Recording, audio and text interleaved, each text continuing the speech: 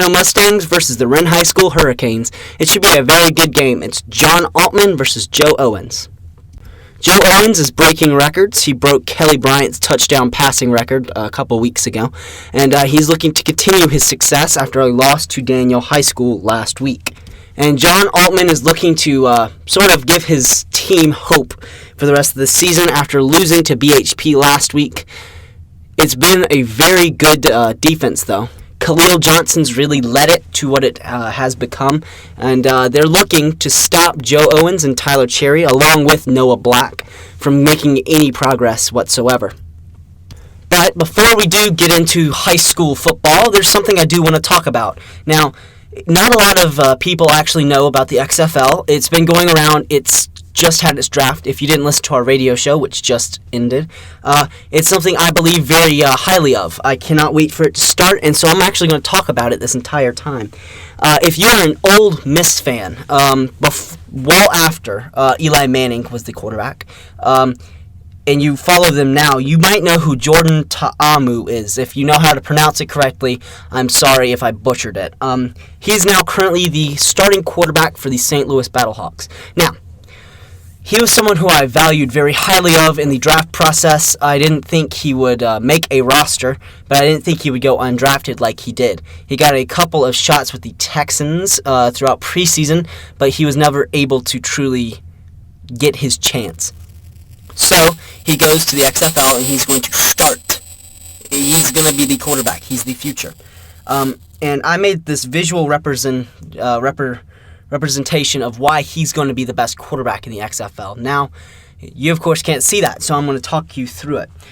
Number one, he is accompanied by a very, very, very good running back in Christian Michael. He's sort of been known around the NFL because he played on the Seattle Seahawks, and he's sort of going to be the process for this team. They're not going to divvy too much from him. Along with him, they have a very good wide receiver, number one, and it's DeMornay Pearson-L. Now, DeMornay Pearson-L is a rookie wide receiver. He never really got his shot in the NFL. He played for the Raiders for not even a game before he was cut, and it's exciting because he's finally getting a shot. Along with him, LaDainian Washington is the other big wide receiver for the Battlehawks. You can also look at Ishmael Hyman as making a huge, huge impact. But Matt Jones is the other running back that I was going to mention. He is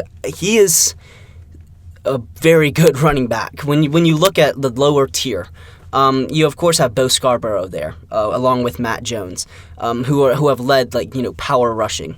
And so it'll be very exciting to see him in that fit. You also have Wes Saxton at wide receiver. Wes Saxton's bounced around a lot of leagues as of late. He was most recently on the AAF, and then he of course got a chance during preseason in the NFL to show what he had, and obviously it wasn't enough. But he's going to get another shot as a starting tight end for the Battlehawks, which is it's great because St. Louis finally has a football team, and it's a good one. Their O-line, led by Matt McCants, he was quite good in college, along with Kent Perkins and Brian Folkerts, both right guard, right tackle. A great center in Tyler Gauthier, something along those lines, and Dylan Dillis Thomas. He's a good. He I believe will be a great left guard for the Battlehawks. And when you truly look at this offense, you're expecting them to be a run-heavy offense, run first, pass later.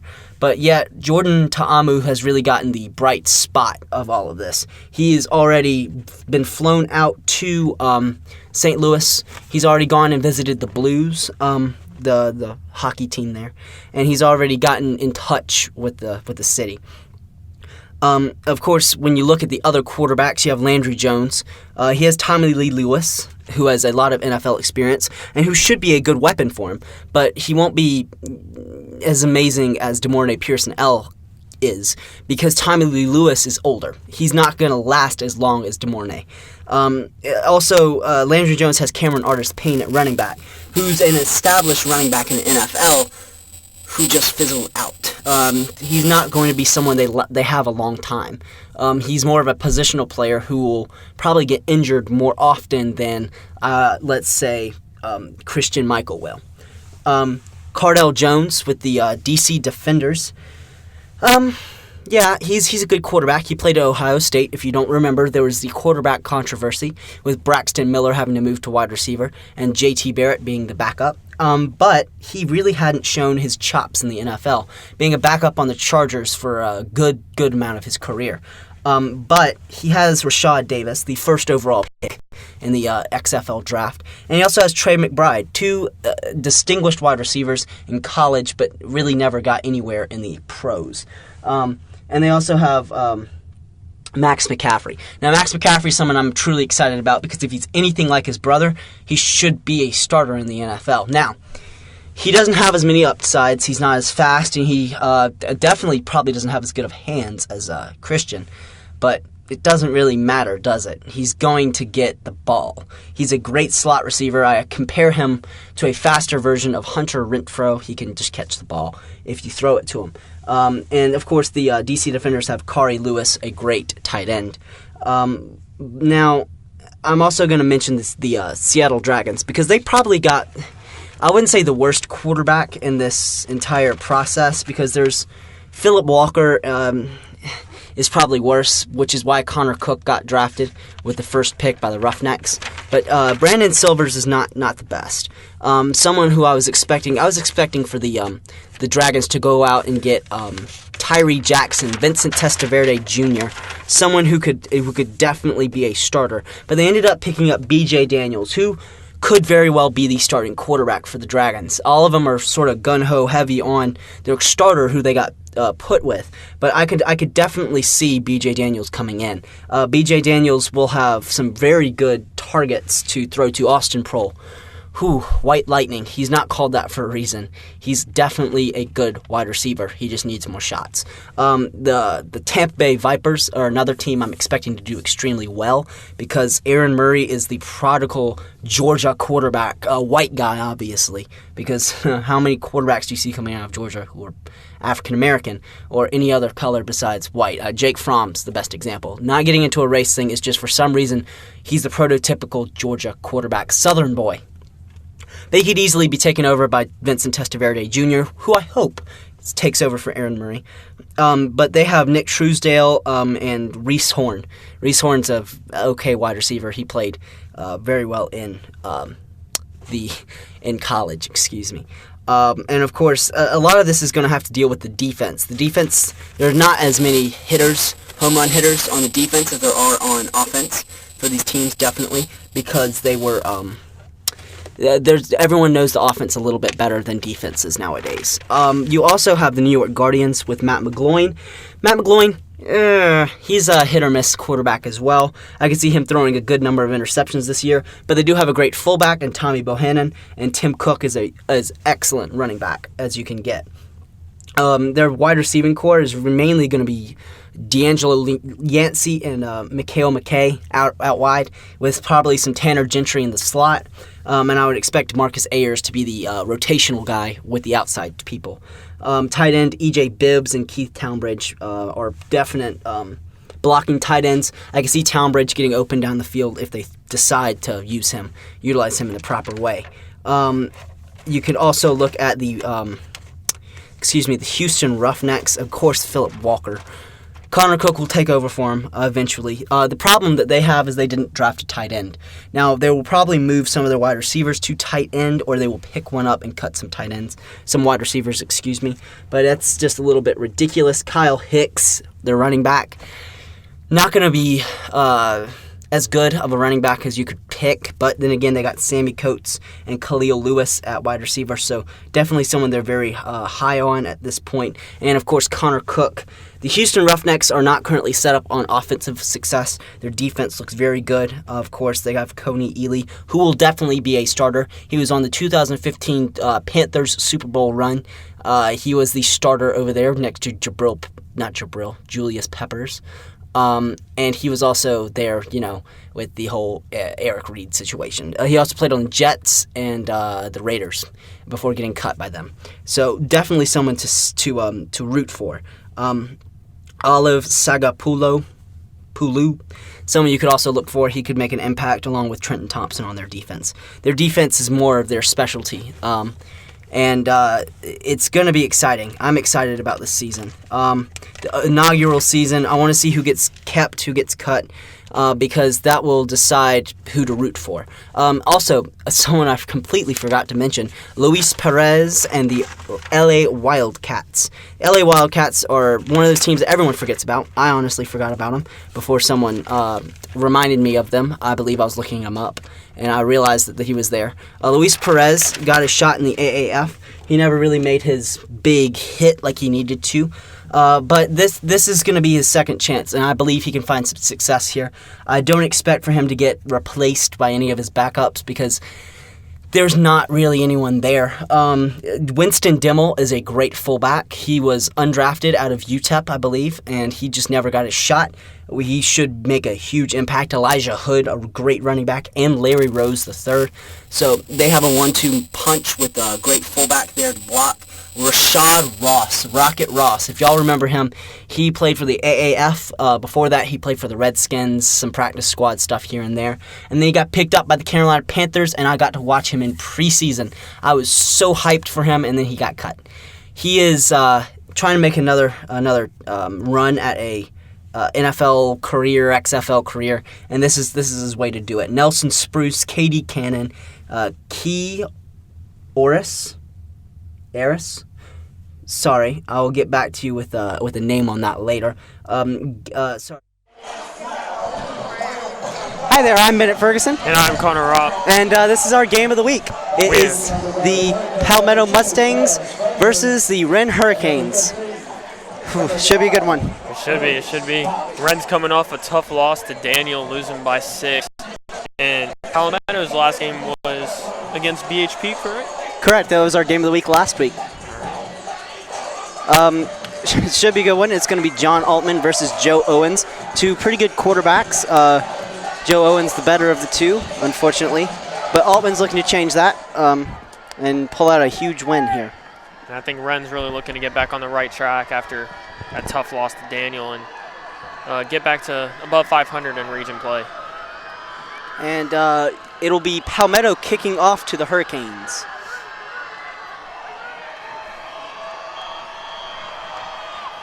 Both sides seem very excited for this game right here. It is a squib kick to the middle. It's picked up by number 13, Carson Galloway. Yes. It is down at the 45-46 yard line. And so Joe Owens will take over at quarterback. Now, you go to Wren, is that correct? Yes, I do. So you know a lot about Wren. Oh, yeah. What are we expecting during this game? Well, we got to work on playing 2 halves. For the last couple of games, we've been playing a great half and then a horrible half, or a horrible half and then a great half. We got to put together a whole game and make sure that we make the adjustments needed if it's a bad first half going to second half, and if it's a great second half, that we're also having a great first half. Screen play to Wilson. Wilson looking to make some space. He gets a huge gap, and Khalil Johnson will bring him down at about the 25-yard line. Khalil Johnson, one of the players we highlighted last week. He, of course, goes to the Career Center. He's in the radio class with me and the rest of us. And he's extremely good. He was the highlight of the Palmetto Mustangs defense last week, the only guy who would make any tackles whatsoever. But hurry-up offense. Joe Owens looks to throw it. He gets to number 15, Tyler Cherry. And Tyler Cherry runs it in for a touchdown. Great start for the Wren Hurricanes right there. Quick 2-play drive. Joe's looking very confident. Could be a rough night. Of course, last week was their loss to Daniel. So already 11:29 left in the first quarter, and they are already winning 6-0. JT Wigington out to kick the extra point. I missed seeing his name and saying it. We haven't covered a ring game in quite a bit.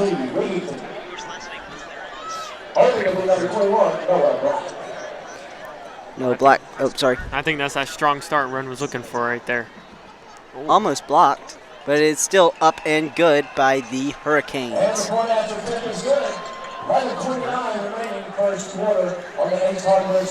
right, now it's time to see if this Palmetto offense has been playing really good recently, to see if they can respond to this very good Wren Hurricanes defense. It'll all be up to John Altman and how he handles this. I think the key for them is if they can get John Altman some time and have him get a couple deep balls down the field. He's always seemed to succeed when he can get the ball down the sidelines to one of his receivers, Blakely Williams, for example. Yes. So if his offensive line can give him time, I wouldn't be surprised if he hits a couple long ones tonight. The only thing I think he truly struggles with is he telegraphs most of his passes going downfield, so he usually gets picked off or it's a giant incompletion mess. And another thing is when he's pressured, he's not really making a smart decision with the ball. He's throwing it in double coverage, giving the defense easy interceptions. He's got to learn to either eat the ball or throw it out of bounds. Yes, something he definitely needs to improve on here, but it's not, it could be worse. Number 32 will be out to kick it off. Wilson Garand. I don't even know if I'm saying that right, but he will kick an onside kick, and there will be a flag on the field because it was touched before it went 10 yards. I think it was offsides. I think someone took off before the ball was kicked. That's something I've noticed a lot about Wren is they usually go for an onside kick if they just scored, especially early in the game. Coach Tate is one of those risky coaches. He'll come out after the first touchdown of the game and kick onside on you, and nobody will ever see it coming. It's really when the return team is moving back and expecting a deep kick. That's when they'll go for it. So they could possibly actually be going for a normal kick here. They've been moved back, so they still have to go 10 yards to get it. Once again, the kick is number 32, Wilson Wren.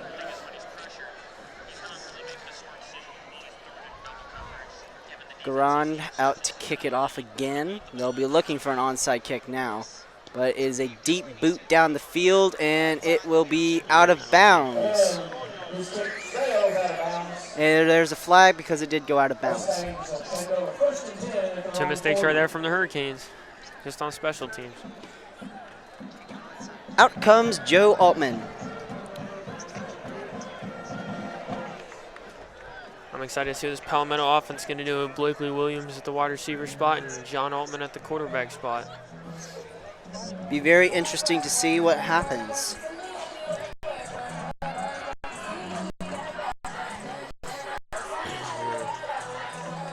Palmetto seems ready for this game right now, just the way their offense is walking on the field. Should be a good one, especially if Palmetto can keep up with the Hurricanes. Should be a shootout. And it looks like a blitz. Checking with their offensive coordinator, probably changing up the play. Malik Mattress, someone else we highlighted. Very good defensive rusher. And it will be a handoff. Going down the field, breaks a huge tackle, number 2, Jacarius Campbell. Nice pickup, and that will be a 9-yard pickup. It'll be 2nd down and 1. Like the way the offensive line looked on that, opened up a big gap for Campbell there, and he took it for almost 1st down. Both these offensive lines, are very good. They usually are able to get a lot of. No pressure usually gets to the backfield. Although with Altman, if he senses pressure, as we mentioned before, it's usually a disaster. But Altman will continue to hand the ball off to Jacarius Campbell, but he'll get stuffed in the backfield, and that is a fumble on the play. Looks like Wren might have got on that one. Looks like number 17's at the bottom of that pile. Evan Goodwin. And it was Evan Goodwin that got the ball. Huge pickup by the Hurricanes. That puts them in an even better position to score already on the opponent's side of the field. Wren loves getting those early game turnovers and turn them around into touchdowns real quick. That's why you got to limit your turnovers whenever you're playing a team like Wren that has an up-tempo offense that likes to get up and down the field. Well, onside kick was not successful. They kicked the ball out of bounds, and then they got the turnover, so it sort of worked out for him anyway. Owens looks to pass. This is a screen pass to number 15, Tyler Cherry. And Tyler Cherry goes down after picking up the – nope, sorry, he didn't pick up the first. He got about 5 or 6 yards on the play. I feel like we're going to be seeing a lot of screens from this explosive run offense. They have a bunch of quick receivers and can really beat you in space.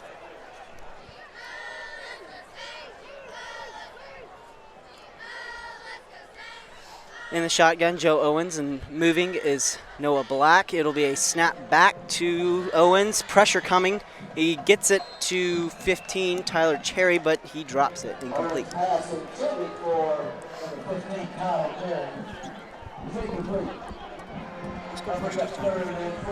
Tyler Cherry.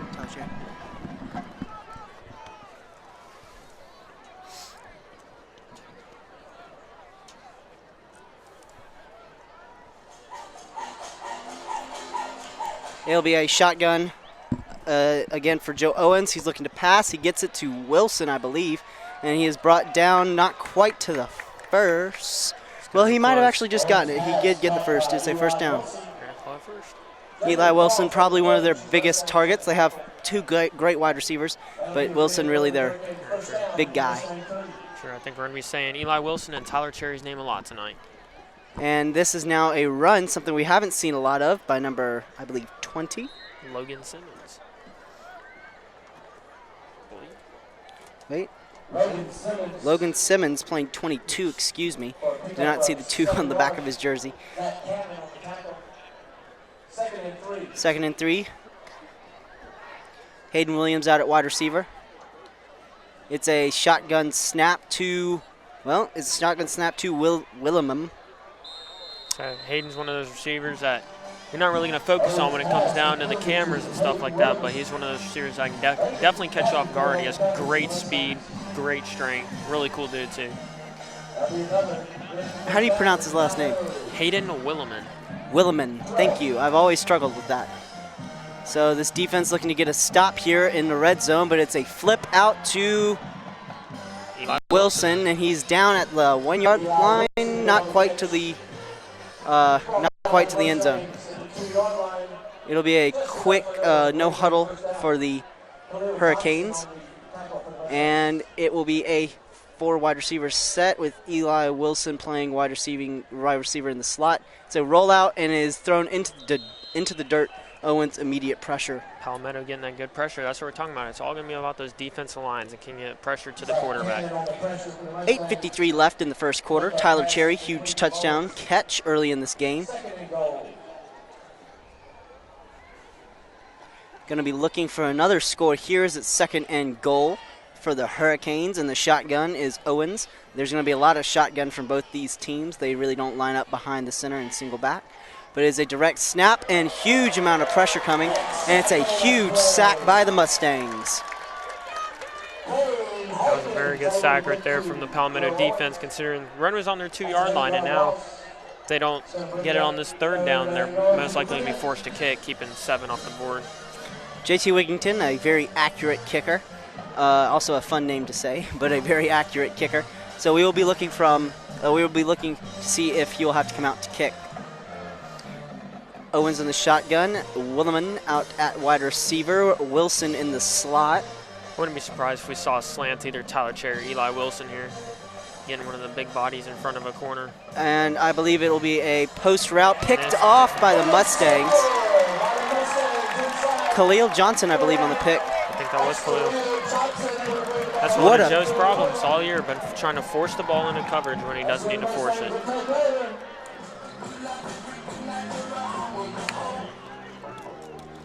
Huge interception by Khalil Johnson. That was something they extremely needed.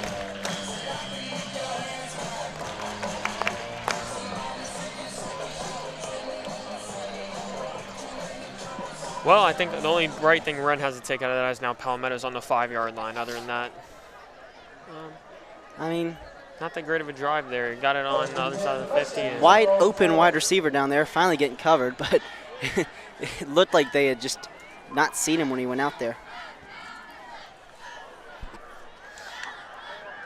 They're trying to change the play out there. They're trying to get the guy to move. Looks like there's some kind of confusion because the defense coordinator's going crazy on the sideline down there. Actually, that's the offensive coordinator. It's the Mustangs. And that is a tackle behind the line. It'll be second down and 4. Oh, flag on the play. I believe that was a flag. Nope, it might have. I think they waved it off. Yep, sorry.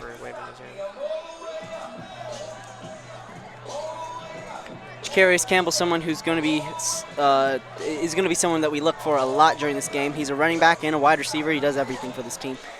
Not going to really see too much of Khalil Johnson, even though he's listed as a wide receiver. He's mainly just their defensive powerhouse out there, and as a catch, but he runs backwards and he gets wrapped up, but they'll give him progression to an extent. I believe that was number 8, Jalal Dean.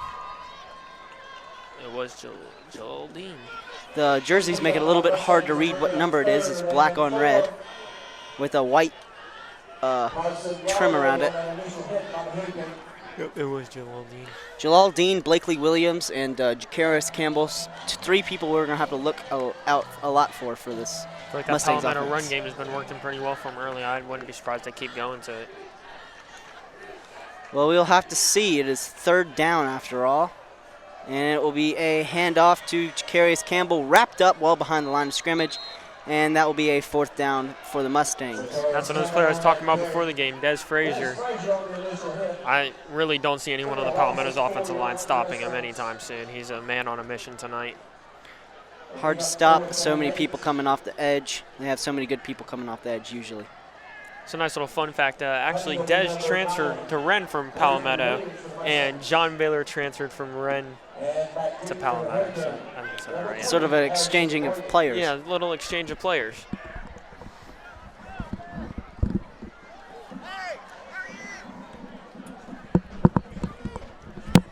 And Wren should get pretty good field position on this punt. Unless they block it. They run into the punter, but they won't call a flag for that. And it's out of bounds at, I believe, the 35-yard line. Another short field for the Wren offense, and that's not a good sign for the Palmetto defense.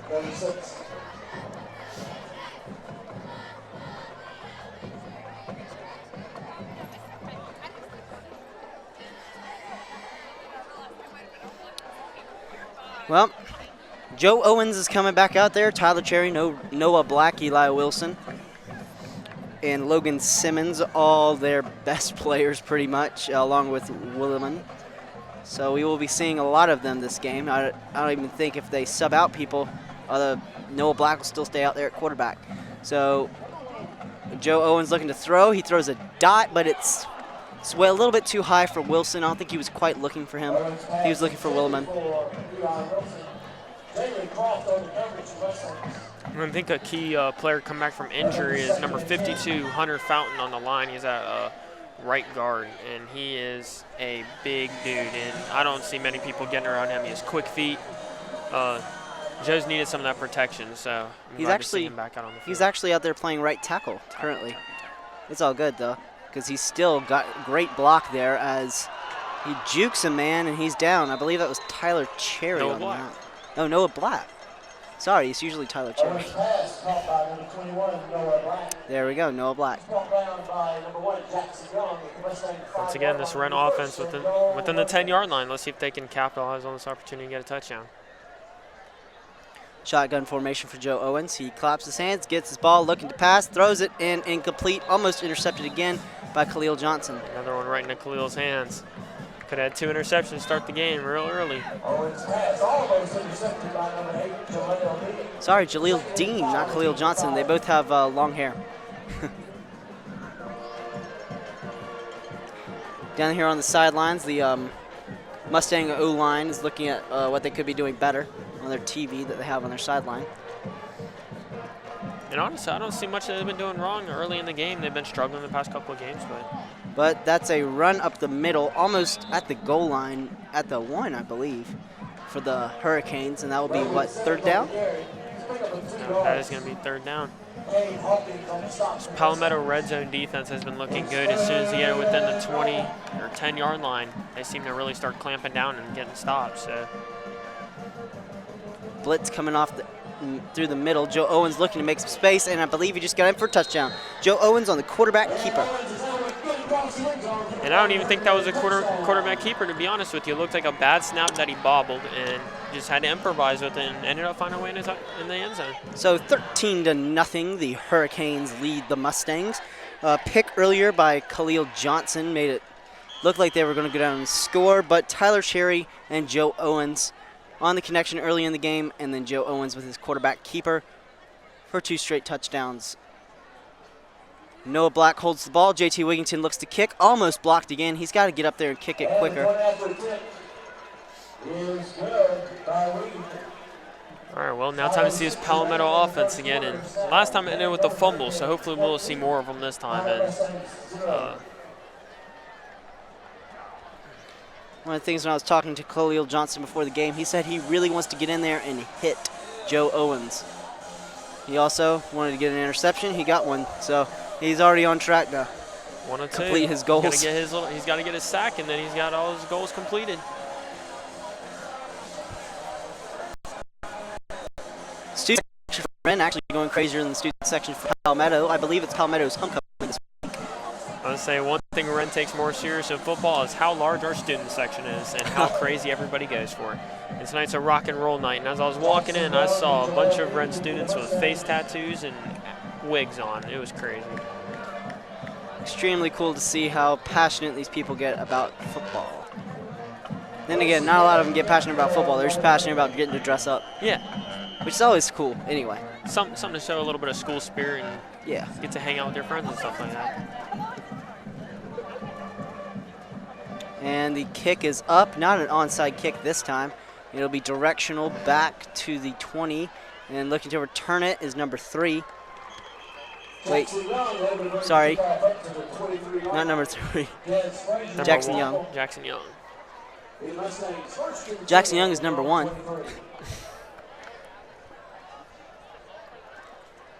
And I had math class today, so I should be really good with numbers.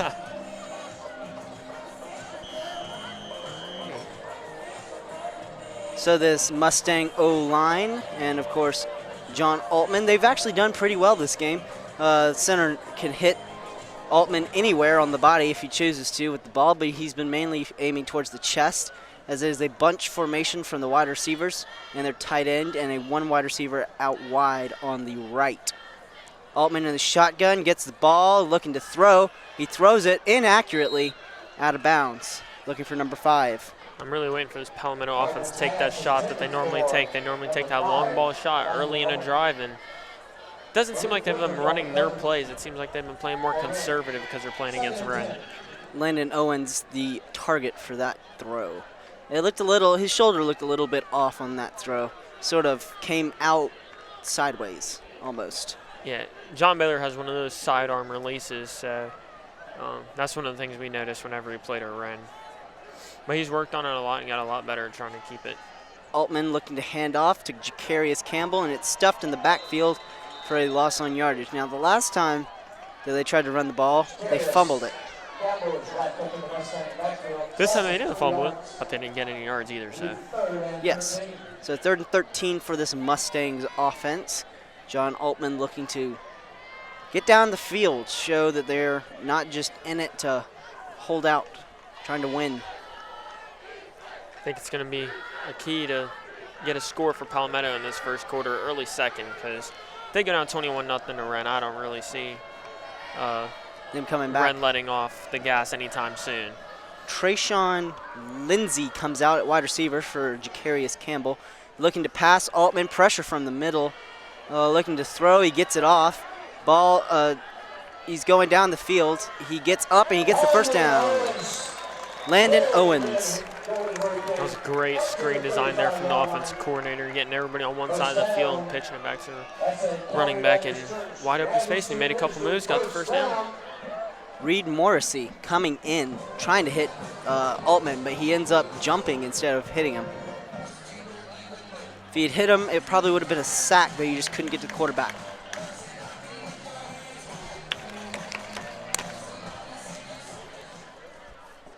First and 10 for the Mustang offense, and the shotgun is Joe Altman. John. As a helmet comes off from number 77, Josh Rogers, the starting, I believe, left guard for the Mustangs. Well, that's when you know they're playing hard. When helmets start flying. Or that he didn't have it on very well. All right, or his chin strap wasn't buckled up. I'm sure his coach is probably going to pull him outside, son. You need to buckle up your chin strap because we need you in the game. In 8th grade, I almost got called for, my team almost got called for a penalty because I forgot to put my mouthpiece in. Got to remember the mouthpiece. Got to remember that. The chin strap. And I kept getting in trouble because I never boiled my mouthpiece so that I could fit it to my teeth. In the shotgun, John Altman looking to throw, but he hands it off to number 5, Owens. Gets the first, and there's a little pile in the middle of the field.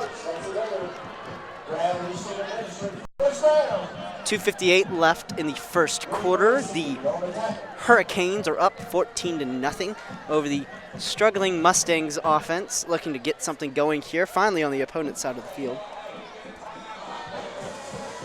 I was about to mention, this is their first snap on Wren's side of the 50, so we'll see if they can get a nice little drive and get a touchdown before the end of this first quarter.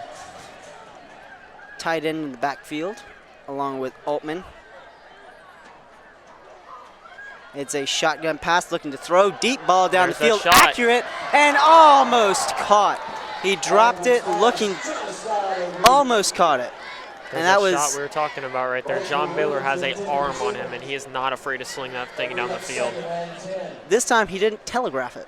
This time he did not. He looked to the left side of the field, looked back to his right, saw his receiver streaking down the right sideline, and let that thing ride. And if that safety hadn't gotten faked out by the quarterback, he probably would have been there with the pick. Cornerbacks tripped and fell. It was right there for Blakely, but Blakely just couldn't get a hand on it. It was a little bit overthrown, but who can blame him when you have a perfect pass like that? It's in your hands, you got to catch it. Yep. John Altman hands it off, and he's stuffed in the backfield, well in the backfield, at the 50-yard line. So that field position we were just talking about, gone. They're now on their own side of the field. Actually, they're technically not on their own side of the field, but they're not on their side of the field. Yeah, they're basically right in the middle. Right in the middle. They're between a rock and a hard place. Yeah. Third down. And long. Trying to make something. Surprising they took that shot right there. They might look to take another shot here, possibly a play action. Wouldn't surprise me. At 3rd and 12, why not just go for it all? Right? One-on-one protection over there. The safety could drop back, but he won't, and he gets sacked, fumble. They'll call it incomplete. Number 2 there to hit him, Des Frazier. Headhunter, as you called him earlier. He's looking to hit someone tonight. You can tell just by the way he's hyped up after that play. He's ready. You see him, he stopped, turned around, and started talking to somebody on the Palmetto side. Oh, yeah. He wants to make sure Palmetto remembers his name. Hey, I used to go to school here. I'm a great football player. Ball is back, looking to punt, almost blocked. I think it was tipped at least, but they won't get to it as it keeps rolling and rolling and rolling to the 15. Out comes Joe Owens, led Hurricane offense. Des Frazier's helmet's off as he's running to the other side. He was talking to number 9, Blakely Williams, on the other side of the field. That's Dez's game right there. He's going to get in your head. He's going to get in your head, and he's going to be very physical. I believe Des Frazier tripped Blakely Williams because Blakely Williams was coming off, acting like he had just gotten tripped. But Joe Owens will be out there with his wide receivers, Noah Black, Tyler Cherry, Williman, never going to get that down, and Wilson. Seems to be a little bit of pressure coming from one of the linebackers as Owens looks to run. Referee in the way, but he still gets it out of. Oh! Caught. Not caught. Wilson. He caught it out of bounds. That was a great catch, though. That really was. He, very, very good. Low to the ground.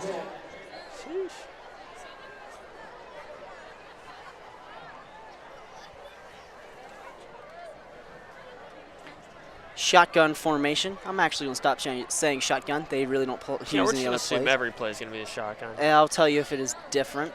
Owens gets the ball. He looks to throw. He throws it. Williman gets the ball at the 30. He's looking to make some people miss. He gets the first down, however.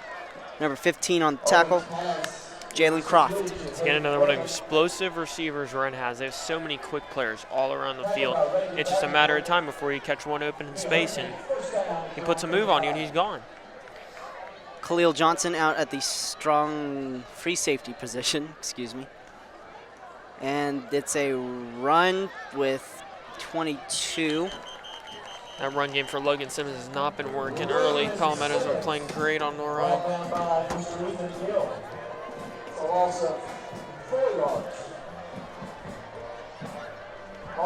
this band going for the Mustangs. One of their only bright spots so far in the first quarter, as there's 30 seconds left in the first. And Owens claps his hands, gets his ball, looking to throw. Williman is wide open, but he overthrows him. He was looking directly towards him the entire way. He was. I think he already knew where he was going to go with the ball before he even snapped it. I mean, he stopped, turned, looked, saw him, threw it. He just a little bit too much. A little bit out of bounds. Still. It's good to see Joe opening up the arm a little bit, because so far all we've seen from him right now is short slants and a couple of out routes and some screens. 3 wide receiver set. We could possibly see them go deep, as they don't, but they have a designed screen to Wilson. Wilson looking to make some people miss. Stiff arms the man. He's looking, he gets the first. He turns it back into bounds. He can't go down. Finally does at about the 30-yard line. What a guy. Flag on the play. Eli is an absolute monster. He's big, he's strong, and he is fast for his size. And once again, that screen. The screen just works for Wren. That's what they're going to do. They're going to throw these short passes and let their playmakers get into space.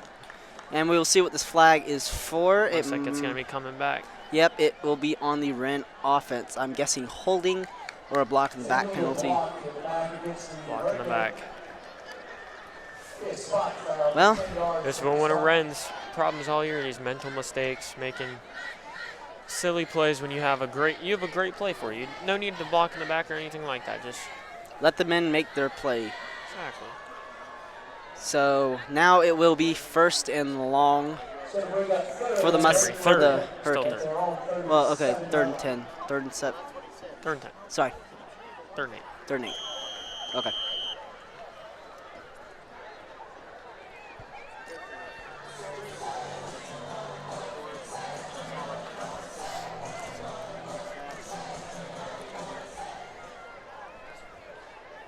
Jones coming back out after he thought he just got had a great play on a 1st down. And now he's having to run with it. He looks to throw. He gets the guy open, but he doesn't catch it. Tyler Cherry? No Black. No Black. Try to extend no out Black's 21. Tyler Cherry's 15. I get those two mixed up, even though they have 2 completely different numbers. So the punt team will finally come out. Seneca is currently leading the Patriots 14-6 at the end of the first quarter. Come on, Powdersville, obviously. Come on, Powdersville. I want to see Powdersville get a win.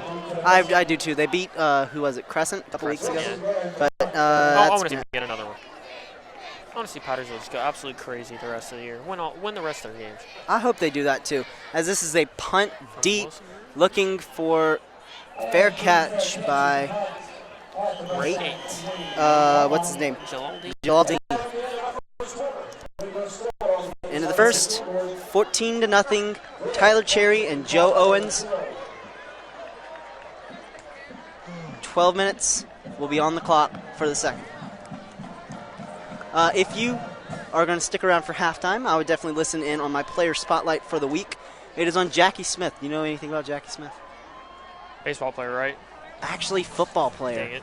He was a tight end for the St. Louis Cardinals, and he played his last year with the Dallas Cowboys, and he was drafted in 1963. Do you know anything about Dallas Cowboys, Steelers, Super Bowls? See, I've been a Cowboys fan since until my grandma got me into them. Like, I didn't watch a lot of NFL. I was raised being a Florida Gator fan, so I always watched college football. How did they do? I don't want to talk about the race of Florida. Yeah. Don't want to talk about it. I mean, they're still number 9, but I mean, I'll take number 9, and LSU got bumped up over Clemson, which I'm happy about. LSU deserves that a lot. Yes, they do. They have a great quarterback in Joe Burrow, who's number 1 on the Heisman list now as well. Really? He overtook he overtook Tua. Hurts. Tua and Hurts. Hurts was number 1. And then they bumped Tua up to 2 after his week. So, Hurts, did they win? Did Oklahoma win? Oklahoma did win against Texas. Oh, yeah, but that's against Texas. So. I've always liked the way Sam Ehlinger plays at Texas, though. One of those Tim Tebow type of guys, can really run the ball at you. Bigger dude, not afraid to get hit. BHP is up 21-0 against Pickens. No surprise there, it's Pickens. Yeah, it's Pickens. It's Pickens. But it will now be John Altman in the shotgun. Again, don't know why I'm saying shotgun. They're always in the shotgun. 3 wide receiver set, tight end on the field as well, looking to throw. Pressure coming. Number 1 wide open. Jackson Young going down the field, knocked down at about the 30-yard line, but they'll not mark it at about the 25, probably 27-yard line. Once again, John Baylor's deep ball accuracy looks great tonight. He had that one pass down to Blakely Williams down the right sideline in the first quarter, and now a deep, long pass to Jackson Young. Sadly, the Blakely Williams one wasn't caught, of course, but So padding some stats would be nice for Blakely Williams, already a monster of a wide receiver. Altman looking to throw, hands it off instead, and he's brought down the backfield, Jacarius Campbell. So Jack Smith, tight end for the Cowboys in his last year, famous for the drop. 3rd and goal, stall back, goes back pass, throws to Jack Smith wide open, drops it. That's what he's most famous for, but he's actually a Hall of Fame tight end, 5-time Pro Bowler. Definitely stick around and listen to that, because it's pretty good. Surprised me, because I sat there and I just wanted to learn more. 3 wide receiver set, bunch formation for the Mustangs, out wide Blakely Williams by himself. Powdersville just scored, making it 14-12. A fumble return for a touchdown against Seneca. So now it is Jackson Young on the screen, up almost to the first down, not quite though. I wouldn't be surprised to keep seeing Palmetto taking these short dink and dunks and then eventually finding another long ball, because John Baylor's deep ball has been looking very good tonight.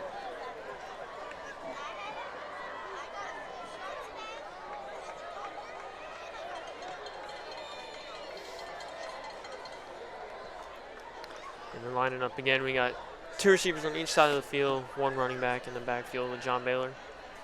And the defense for the Hurricanes shifting as Altman will get the ball, looking to throw. Huge pressure from number 4, Reed Morrissey, as the ball goes out of bounds. Altman gets back up though. Once again, well, that's like the first time we've really seen the Wren defense get that really good pressure and get back there to John Baylor on a pass play. They've been doing a good job of getting the backfield on run plays, but no real pass pressure yet. And that was one of those where, once again, John Baylor throws the ball way up into the sky. Like, if we keep getting pressure, I would not be surprised to see Wren get an interception. You call him John Baylor. His name's John Altman when it comes to football. Changed his name, didn't he, or dropped the Baylor part? At school, he's called John Baylor JB normally, but people just call him John. Like, his dad will call him John. As he gets number 2, Des Frazier, to jump off sides, and I'll move him up for the first down.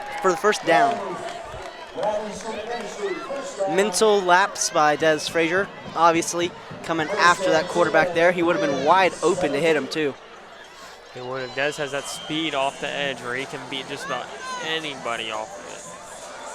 Got to be smarter than that. You want to hit the quarterback, but you just got to wait your turn. You'll get there eventually. No rush. I mean rush, but don't rush. As there is a tight end looking extra blocker. Hands it off to Jacarius Campbell, but he doesn't get anywhere. 2nd down and short with a flag on the... Wait, nope, sorry. That was a ball that got thrown up in the air. Threw me off. As number 5 and number 1 come out, and they'll sub out number 45 and 78.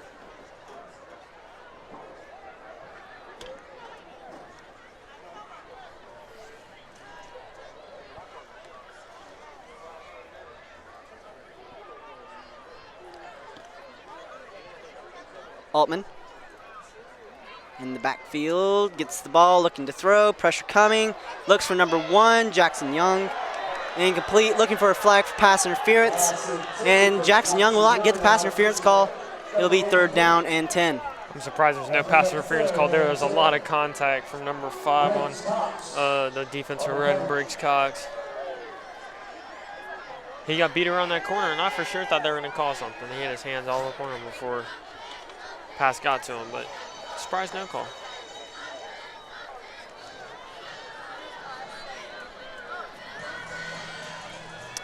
Altman out there at quarterback. No touchdown yet, but he's still been pretty accurate, throwing all down the field, mainly on screen passes. One huge play down the field. He's looking to pass again on third down, looking to throw. Pressure coming, holding, throws it. Touchdown, number 1, Jackson Young. We do have a penalty on the field. It'll be a holding call, I guarantee it. It looked like holding by the offensive line.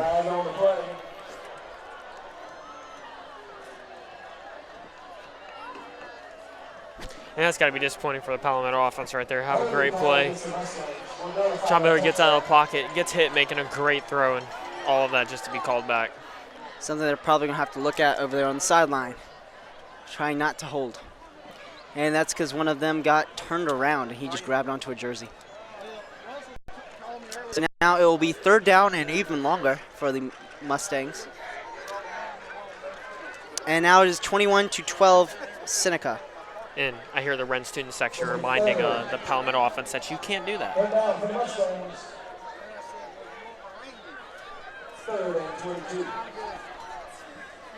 Altman. About to say in the shotgun again. Gets the ball, looking to throw. Third down 10, pressure coming. He zips it to number 2. Carries Campbell for no gain. Sorry, number 8, Jaleel Dean. I got to remind myself that Campbell's the running back. He probably won't be outside that much. And Jaleel Dean will always be outside because he's never the running back. But anyway, that'll be a fourth down. We're going to have to see if they want to kick a field goal here. It's a pretty long one, but it's still makeable. Looks like they're just going to go for it, keep that offense on the field. Some of them have to be a little bit tired, especially that O-line. They've been subbing out some players. This has been a very long drive for the Palmetto offense, so I would not be surprised most of their players are gassed right now. Already 8:18 left on the board for the first half. Mustangs losing 14-0 to the Hurricanes. And there'll be a flag probably for delay of game. There's a delay of the game call against the Mustangs. Only 5 more yards. Well, this might be where they decide to punt it. Or it looks like they're going to keep the offense on the field. I think they'll probably go for it. They really don't have anything to lose besides good field position. As long as they make a complete pass down the field, it'll give the Mustangs even better position on defense to stop the Hurricanes from making any progress. Yet they should not score a touchdown. Bunch formation set, looking to throw. He rolls, he's looking, he dots it up, but it's picked off by number 16, Nick Morgan. Auburn's pass was intercepted by number 16, Nick Morgan. Caught it on his knees, too. He was already halfway on the ground looking for an incomplete pass. And he looked like he was down there looking for his glasses. Yeah, all of a sudden, saw a ball. No, I'll take that. I'll take that. Thank you very much. And this O-line will be going down to the film room, which is also on field, to see what they were doing and how they can improve. As Joe Owens, Tyler Cherry, Noah Black, Williman, and Eli Wilson will all come out to continue their success on offense.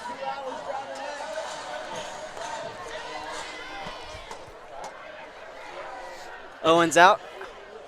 Blitz coming off the edge, it appears. Owens, no pocket pressure at all. Throws it downfield. Khalil Johnson almost with the pick. In his hands. Got to catch that. Maybe if he had on gloves, he would have caught it. He doesn't wear gloves. I'm saying it's kind of a chilly night, so maybe he can't feel his fingers or something. I don't know. I don't know. Khalil Johnson, definitely the best defensive player for the Mustangs out on the field currently. Definitely. He's been a standout. We've had to call his name a lot this year. And every time we call it, it's usually for something good. Last week, he stopped the dual-headed monster at BHP of running backs in the backfield to hold him to a field goal. They didn't even get a touchdown on the play. BHP has a very strong run game this year, so I'm surprised. I'm wondering how bad they're going to beat up on Pickens. Pretty well. There was a penalty that put them all the way back to the 1. So they're looking for a screen. They got it to Eli Wilson, and that will be up to about where they would be normally. First down, second down and 10. Of course, if you enjoy high school football, I would definitely listen to us more often every Friday night. But next week especially, as we'll be at Wren High School when they play BHP. Should be a very good game, as that is almost picked off by Jalal Dean. He's a wide receiver. He should know when a ball's coming towards him, but he just dropped it. Couldn't come up with it. As this side of the field, the Palmetto side, is going bananas.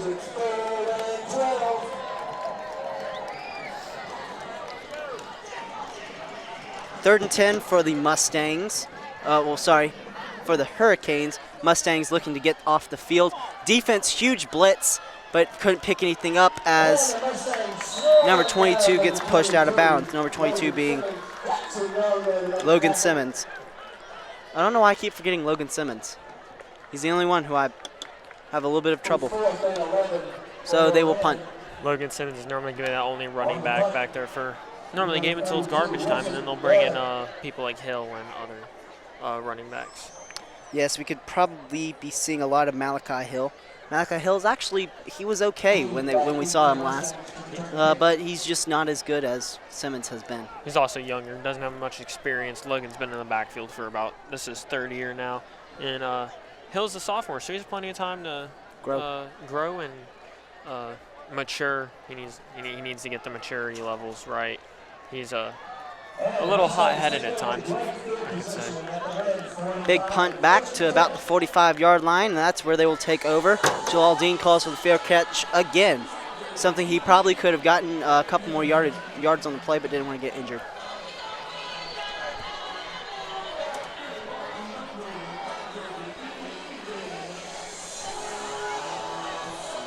I got a good feeling about this game.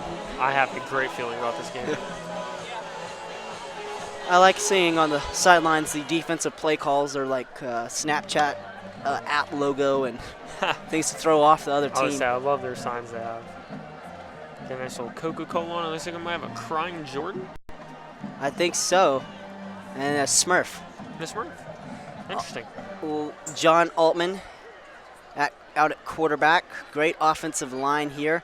As he throws it, Blakely Williams gets the ball. Stiff arms man, look for space. Jukes the guy, gets out of bounds. Juke number 13, Carson Galloway.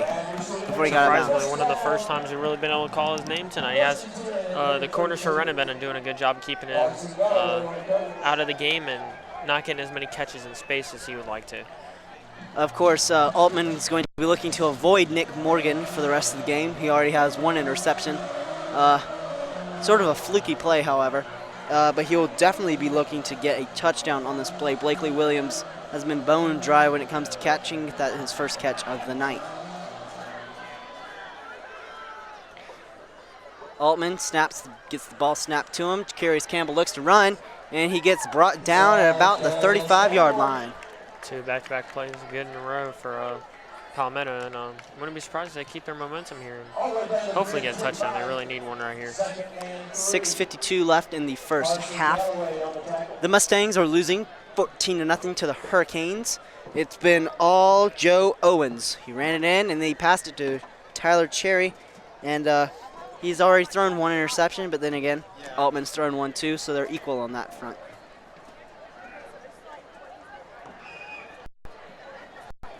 Haven't really seen them use a timeout yet. We probably see that from the Mustangs if they don't have a good drive here. From number 5, Landon Owens. As the Patriots go up to 19 points, still losing 21-19 to Seneca. Very close game, very competitive. Was starting to score a lot more now. Starting to score back and forth. That's because of their success with Justin Cox out there at quarterback. Yes. It's been proven. Brian Lowry, I don't think he's come back in quite yet for quarterback. They might be trying him out wide receiver.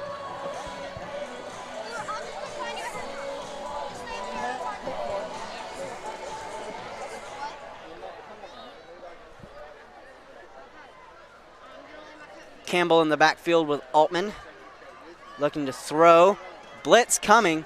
He gets the ball out for the first down. It's a good throw to the other side of the field, across his body to the left side of the field. Jalal nice Dean. Little stopper out to Jalal Dean. Blakely Williams, Jalal Dean, the two people, and Jacarius Campbell, the three people we've been calling the most here. But don't skimp on Jackson Young. He is very, very proficient. He had that huge catch earlier in the game. I feel like Jackson Young's catch really got them the momentum.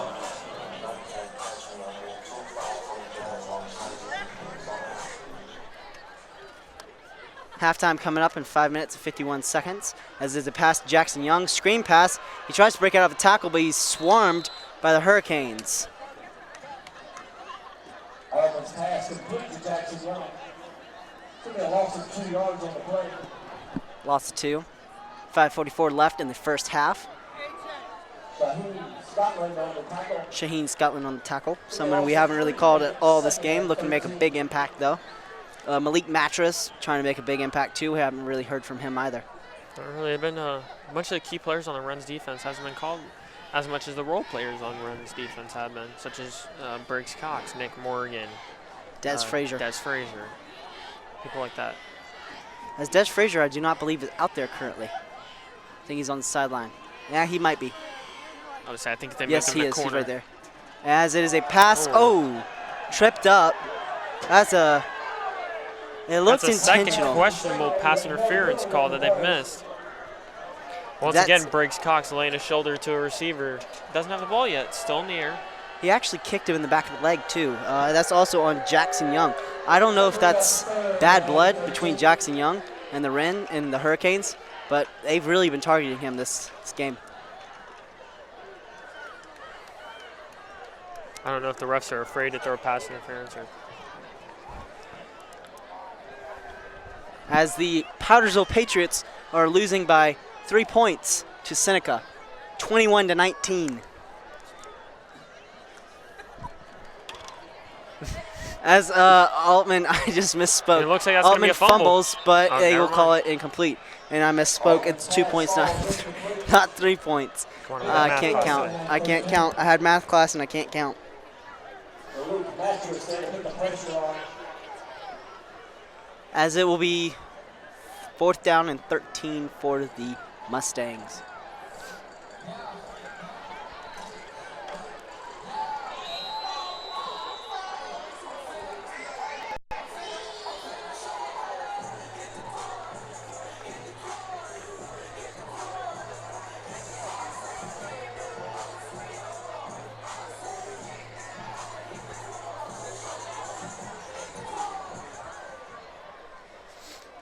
And now we have a timeout here from Palmetto trying to reset their offense and get a little bit of momentum going because that's 2 back-to-back plays where they have not gained any yards.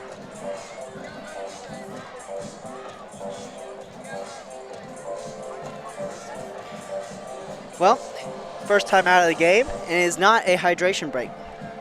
Yeah, we did have a lot of those the last time we were at Palmetto, so This is now, it's a lot colder than it was then, so we could be seeing a lot more hydration breaks as people get a lot more cool air in their lungs. Definitely want to have to take a lot more breathers. Don't want to get hurt. They don't want to be out of breath either. 21, Powdersville 6. it is kind of chilly tonight. It is. I'm wearing shorts, so I did not prepare very well. But it is homecoming for Palmetto, so they're definitely looking to win this game, or at least get up before halftime, so that way the homecoming court has something to cheer about. I'm sure Palmetto would love to see a touchdown here. They really would, as it is 4th down and 13 for the Mustangs. So they'll bring out Campbell, and they will put in their backup running back. And it is a blitz coming, huge hit, looking to throw, almost intercepted. That's going to be a turnover on downs. Auburn's pass intended for Jackson Young. I believe that was, I think it was Harrison Morgan that had the tip there. 5:26 remaining. and I think Levi Magaha was out there at running back for the Mustangs. I think it was. He is number 33. We could be seeing a good bit of him this game if Campbell doesn't get anything going. Say Palmetto's run game has not been working so far, so I think they might feel like a switch in the running back position is what they needed to get them a little spark. As they will bring the offensive line over to see again what they could improve on, although they haven't been that bad this game. It is a option play. They hand it off to 22, Logan Simmons. Logan Simmons gets some yardage, but gets ultimately brought down before he can get to the first. With 5:26 left in the first half, Wren Hurricanes are leading 14-0. Logan had a little bit of a gap there and tripped over his own feet, so I tell when he got up he was a little frustrated. Turf monster always an issue as Owens runs for the first down. Almost slams into the knee of the referee. Starting to see a little bit of rhythm from the Wren offense, starting to click a little bit, get their running game going from Joe Owens and Logan Simmons.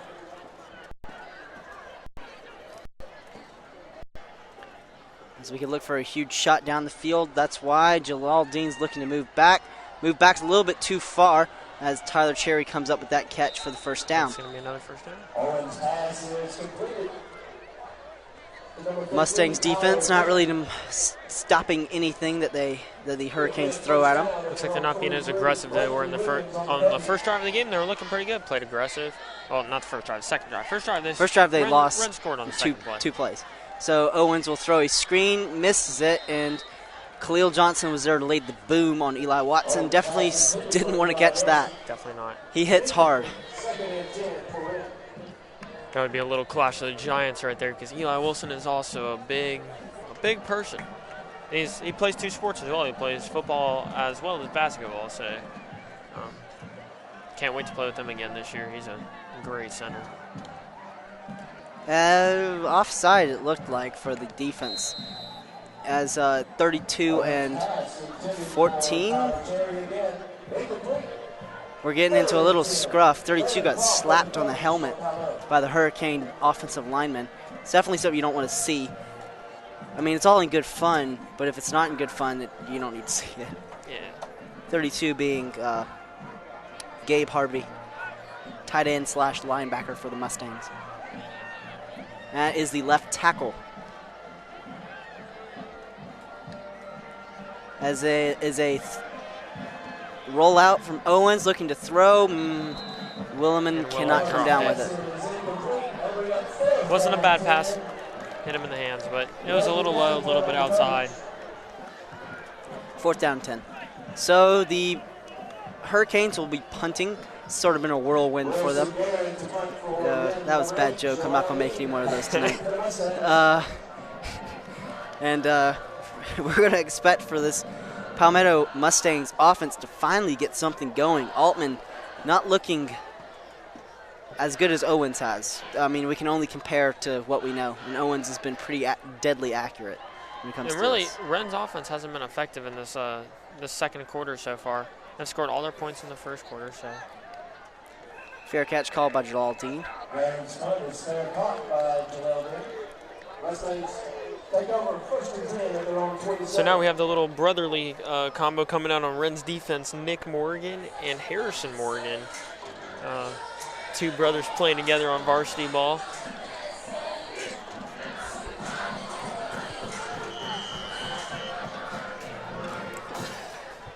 Campbell comes back out at running back for the Mustangs. Altman at their quarterback position. Offensive line really hasn't given up too many sacks. They've given up a fumble, but that really wasn't their fault. It was more Campbell's fault for dropping the ball. But either way, offensive line looking very sturdy as it appears to be a full-out blitz, but it's a handoff to Campbell and he gets stuffed in the backfield. Didn't look like he got brought down, though. Number 4, Reed Morrissey is upset about not getting him in the backfield. He has hands around him and everything. Just let him slip right through the gap.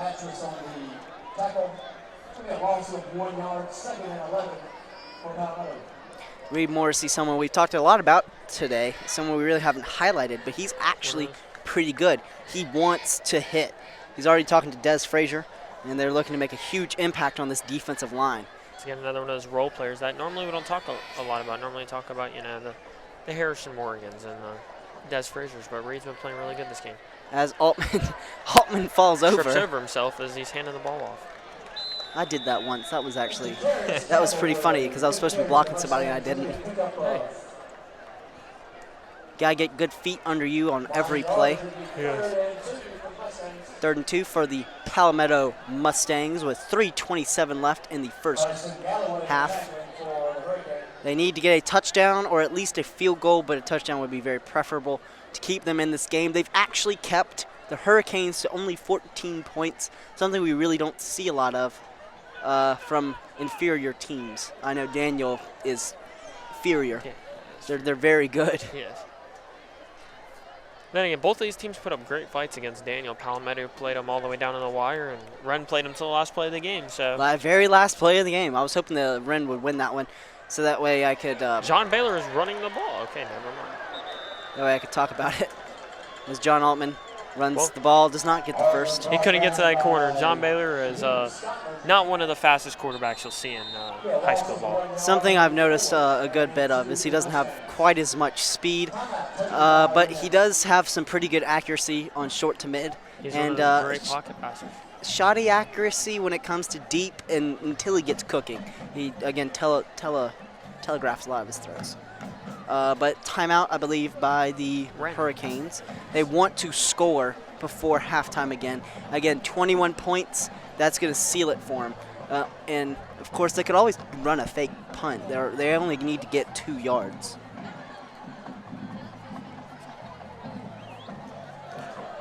We'll have to see, as this is also a hydration break for the refs. Luckily, they're not the ones like calling timeouts Every 10 minutes. 10 minutes for a little hydration timeout. And the punt team will come out for the Mustangs. Blakely Williams doing the punting for this time. I would assume Lucas Vignette, still don't know how to pronounce that, would be out there to kick. You could also see Reagan Davenport and Jackson Young punt as well. But Blakely Williams, and he runs into the kicker. That'll be a first down for the Mustangs, I believe. Unless it's only, well, I mean, they only needed 2 yards, so it'll definitely be a first down. First down for Palmetto. Can't do that. Keeps the drive alive for Palmetto. As the Patriots are still down by 2 points, 28-26 Seneca. What a game. What a game, back and forth. It's looking like that, sad to say, it looks like the LSU-Florida game where whole first half was an LSU score and a Florida score. An LSU score and a Florida score. Kept going back and forth until the second half, and then Florida got ran over, sadly. Florida, who's their quarterback? Kyle Trask now. Felipe Franks is out for the rest of the season with a dislocated ankle and a couple of torn ligaments, so he had to get surgery. And we wish him well. He should be Felipe Franks, senior or sophomore or junior? he's a redshirt junior. Redshirt junior, so he should be back next year. Hoping to get some draft stock under him for the NFL. Felipe Franks probably won't go, but in the late rounds, he could look to make a squad somewhere. He's already actually been drafted in the MLB, so he could probably be looking for a great career there. As wouldn't throw a flag there either. Jackson Young getting targeted a lot for holdings and blockings, but no flag there for him. it also seems like further long balls are normally going to Blakely Williams, but this game it looks like they're starting to attack that matchup with Jackson Young on Briggs Cox or Shaheem Scotland.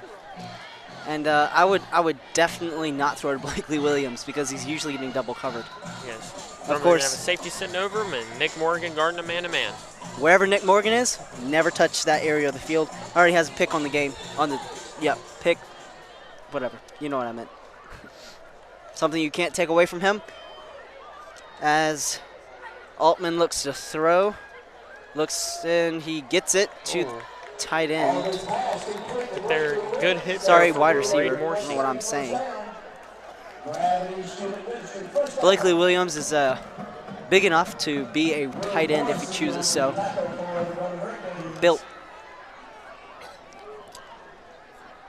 Talk a lot about the offensive line of Palmetto. Offensive line of Wren is also very good, very good. Led by Ashley Haskins, the offensive line coach. Great O-line. Great guy. Yep. Played with his son in 8th grade. Nothing but good stuff.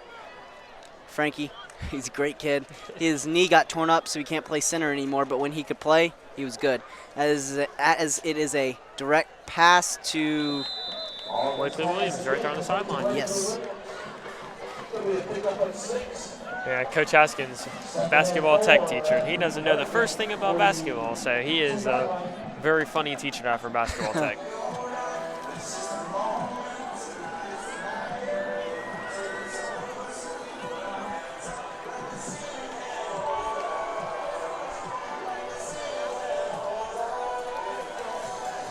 One minute and 45 seconds left in the first half. The Hurricanes are up 14-0. Great touchdown by Tyler Cherry early in the game, and then of course Joe Owens called his own number and ran it in for a touchdown. As Altman looks to throw again, He's looking. He's rolling out deep. Hits him right Hit off Blakely the face Williams mask. right in the face mask. I don't know if he lost track of the ball or what, but he took one right to the face mask. And it's holding all the offense. Number 8, Malik Mattress, was getting held heavily by number 77, Josh Rogers.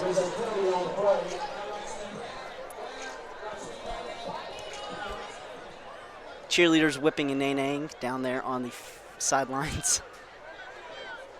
Student section's dead quiet on both sides of the field. The holding call against the Mustangs. It'll bring the Mustangs back. That holding call will be first down, third down, second. Sorry, the field.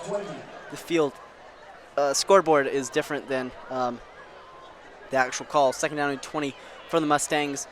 Altman looking to pass out here. 4 wide receivers. Blakely Williams, Jalal Dean, the highlights of the 2 wide routes. Looking to throw. Jackson Young out there as well. And he's looking towards Blakely, and he gets knocked Good out. hit by Harrison Morgan there. Whoa. And there's a flag out there on the field. I believe it'll probably be for, well, actually, I don't know what that could be for. Illegal touching. Illegal touching offense. I'm guessing on Blakely Williams for going out of bounds. Yeah, he probably had a foot out of bounds and then You hate to see it. The great catch either way, even if it doesn't count towards that was anything. a great catch. I thought for sure he had dropped it after that great hit from Harrison Morgan on the sideline, but His head turned all the way around. yeah. You could see it from here. He was looking the other direction. Student section for Hurricanes filling out. The Still Mustangs filling out. actually very small. Mustangs for a home team does not have a great student section compared to their competition today. When they played Powdersville all those weeks ago, they had a huge student section. It was redneck night for them. And they had powder everywhere. Baby Yeah. powder, really. We have the officials timeout. Oh, a hydration break sponsored by the officials. I mean, I guess on a cold night like this, they just need some water. Some cool air, get in their lungs, catch their breath. Well, 1:23 left. What do you expect from the second half from both these teams?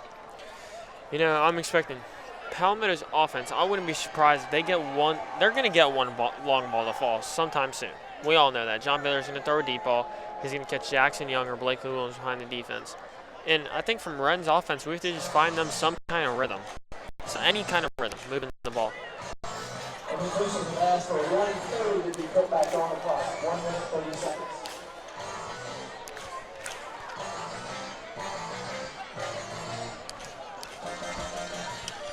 As the Addams Family theme song plays, that movie hasn't come out yet. I don't think it has. Hyped up. It doesn't look terrible, although Wednesday Addams scares me. She looks like Flat Stanley. But should do very well at the box office for this younger generation. Of course, the old Addams Family is a classic, as it looks to be a blitz from one of the linebackers, number 13 to be specific. And the ball is caught, looking to make some space. He just ran too far back towards the quarterback on that play. He's still on his feet. Oh, gets back to the line of scrimmage, but nowhere else. Gets back to the original line of scrimmage, and it's going to be third down. 10, 9. Or is what they called they him down. They said it's okay. knee touch.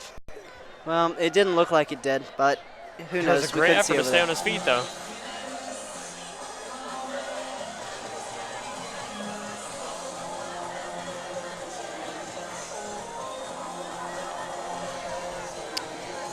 The Seneca team is currently leading 28-26 at halftime over the visiting Powdersville Patriots. Very good game happening in Seneca right now as Altman looks to throw. He gets the ball deep downfield, almost caught, incomplete, looking for Blakely Williams. Great defense from Nick Morgan there. He's been playing lights out against Blakely Williams tonight, having himself a night with a bunch of deflections and a couple tackles, including an interception in the middle of that first quarter. Look for Nick Morgan and his brother, Harrison Morgan, 16 and 20, both playing defense, both playing lights out when they're on the field. I believe Harrison Morgan plays safety. He plays safety. And He plays safety along with Birch Cox, and Nick Morgan plays corner. plays corner.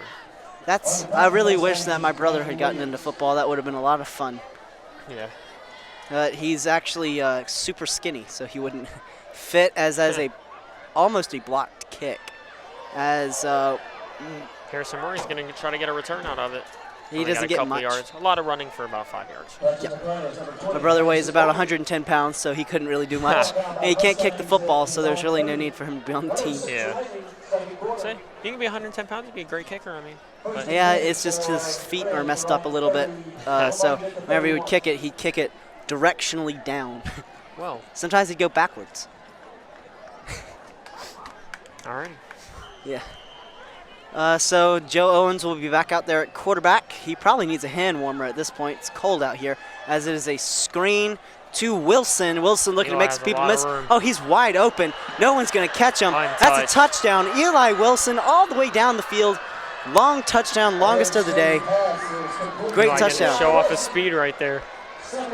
That's a big man moving pretty fast. So, and I think that's a real momentum shifter for the Hurricanes. Haven't scored all the second quarter, and to get that screen pass, that was about a 70-yard play right there, and put them up by 3 touchdowns going into halftime, and silence this homecoming crowd of Palmetto. Well, if they weren't silent to begin with, they are definitely silent now. They are silent. Expecting a couple of them to probably leave around halftime. After all, tomorrow is Saturday, so it's not a school night, obviously, but Hey, still. but some people got to get home and watch that. I'm sure there's probably a good college football game on tonight. JT Wigington makes the kick. 53 seconds remaining in the first half. Clemson, I believe, plays Louisville this weekend. South Carolina plays Florida. after they beat the crud out of Georgia in the last-second missed field goal by Ricardo Blankenship. We're expecting for South Carolina to definitely come off that hyped win and try to come up with something against Florida. And it might work. Who knows? They might not get completely spanked. So I feel like Florida's coming in again with different mentality. They know, okay, we can lose now. We just lost to LSU. They're going to try to get back on the right track, and they're looking to beat up on USC this weekend. Well, then again, LSU definitely a better team than both. LSU. I'm really looking forward to this LSU-Bama game in about 2 weeks. That'll decide who makes the national championship. To figure out who's going to make it to the SEC championship, and then who figure out to get to the national championship. And of course, later the Gamecocks will play Clemson Tigers. I honestly think it's going to be a good game. It might be. Trevor Lawrence has not been playing up to what he's supposed to be. Yeah, he's playing a lot worse than he did last year. Of course, he won a national championship last year, so you can't really. I would say you can't play much better than that right there. You get your team a national title. So. Well, he's definitely replaceable looking. He looks a little bit replaceable right now. Of course, they might miss the Kelly Bryant that's playing at Missouri right now. He's blowing it up. He is playing amazing. He's up there on the Heisman. Pretty sure. He is. I think he's in the top 10 now. We looked at the top 6 today, and the top 6 right now is Joe Burrow, Tua Tagovailoa, Jalen Hurts, Jonathan Taylor from Wisconsin, their running back, CeeDee Lamb, and CeeDee Lamb's pretty good actually. Who was the other one? Definitely not Jake Fromm. Definitely not Jake Fromm. Jake Fromm has been playing poor a little bit recently. He definitely will still go high. Justin Herbert anywhere on there? Oh, Justin Fields. Justin Fields. Justin Another Herbert, Justin. Good quarterback from, I believe, Oregon. Yes. He will definitely go in the NFL draft. Tua Tagovailoa, the consensus #1 pick. As Altman will look to hand the ball off. I think teams are going to be really high on Tua this year, seeing what a scrambling quarterback can do with an arm like his. Lefty, too. Lefty. 38 seconds left in the first half. The Hurricanes, the visiting Hurricanes, are leading 21-0 over this Palmetto Mustangs offense. Well, team. Offense has really been stuck between a rock and a hard place. Well, basically between Des Frazier and Reed Morrissey. And penalties. It's been a rough night for the Palmetto offense. They've had a great play. It gets called back by a penalty. And then a long pass, your drive just ends up stalling out after 2 penalties, stalling out at your 45. And imagine how good Altman would be if he had a Noah Black or a Tyler Cherry. As this is halftime, actually. This is halftime. Again, Tyler Cherry gets a touchdown. Joe Owens runs it in himself, and Wilson catches a nice touchdown pass for a 70-yarder. Pick by Nick Morgan seals up this first half, and Khalil Johnson got a pick early in the game for the Mustangs. I'm Bennett Ferguson. And I'm Connor Rock. Halftime starts right now.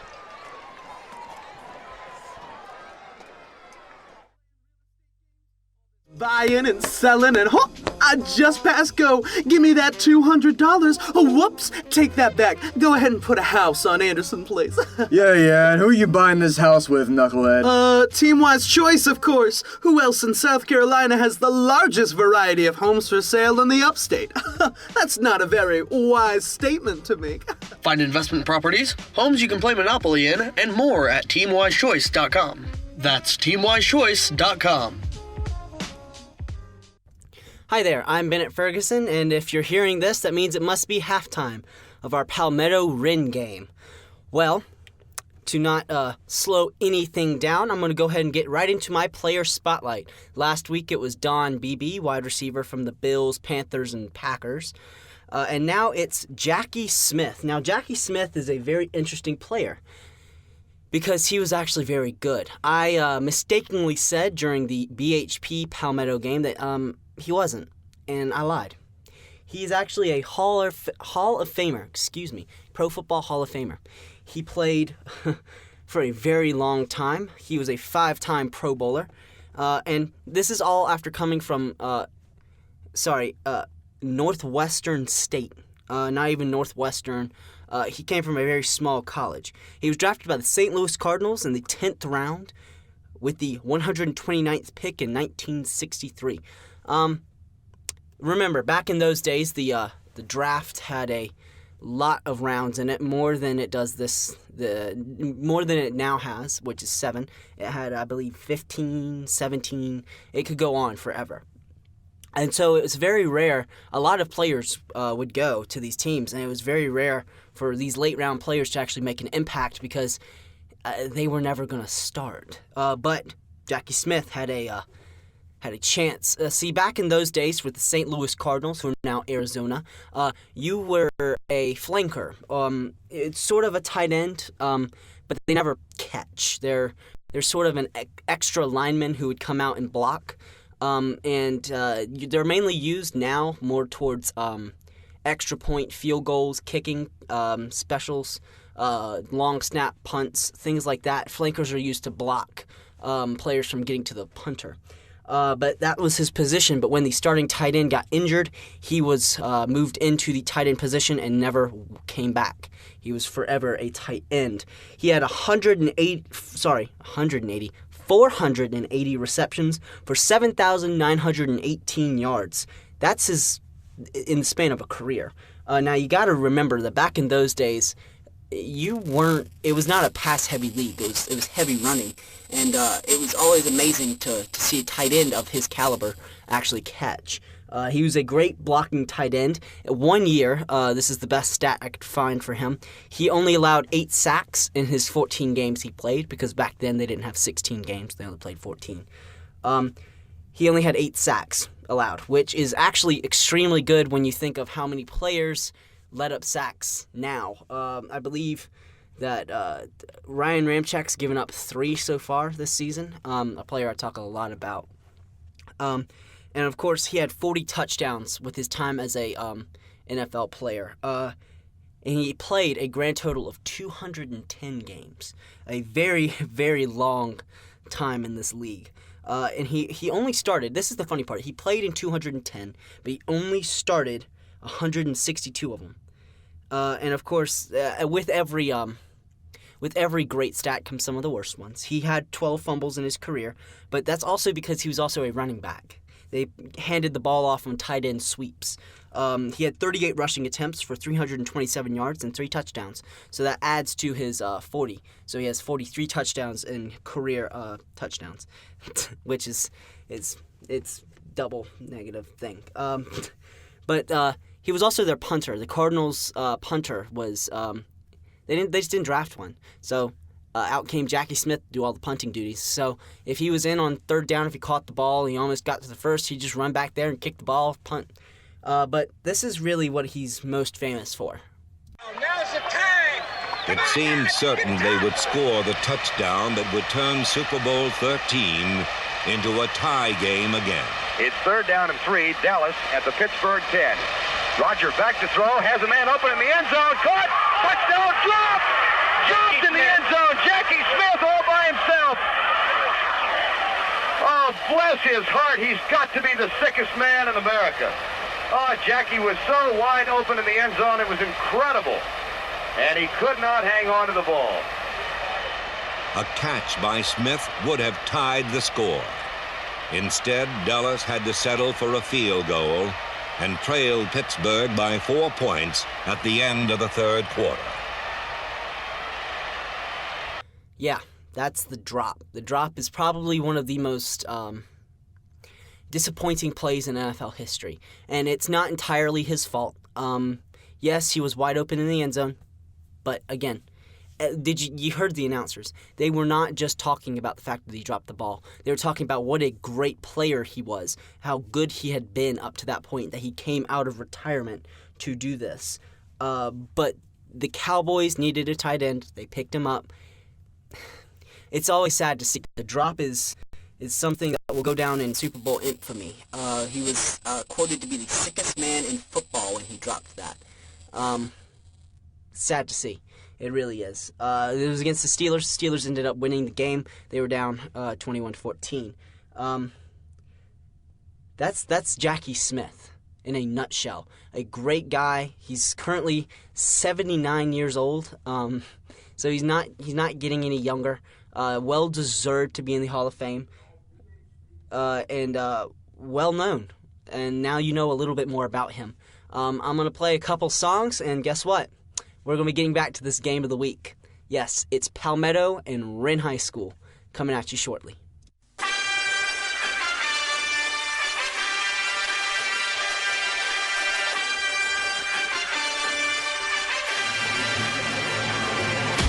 Lately,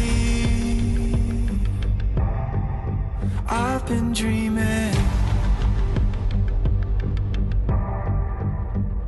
thinking that maybe we're all gonna win. 'Cause I've been losing sleep, fighting something.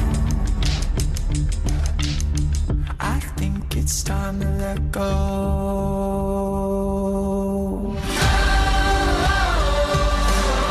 I think it's time to let go. Time to let go. I thought I'd let you all know. I think it's time to let go. Will you tell me what it really means to wake up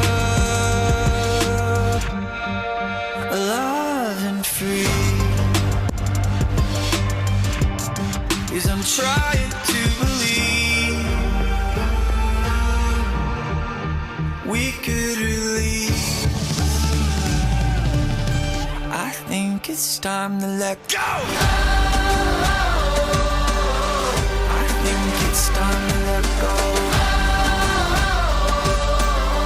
I think it's time to let go.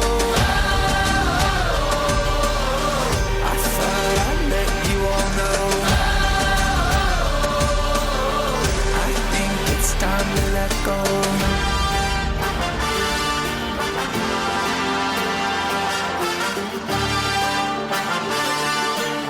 I think it's time to let go. I thought I'd let you all know.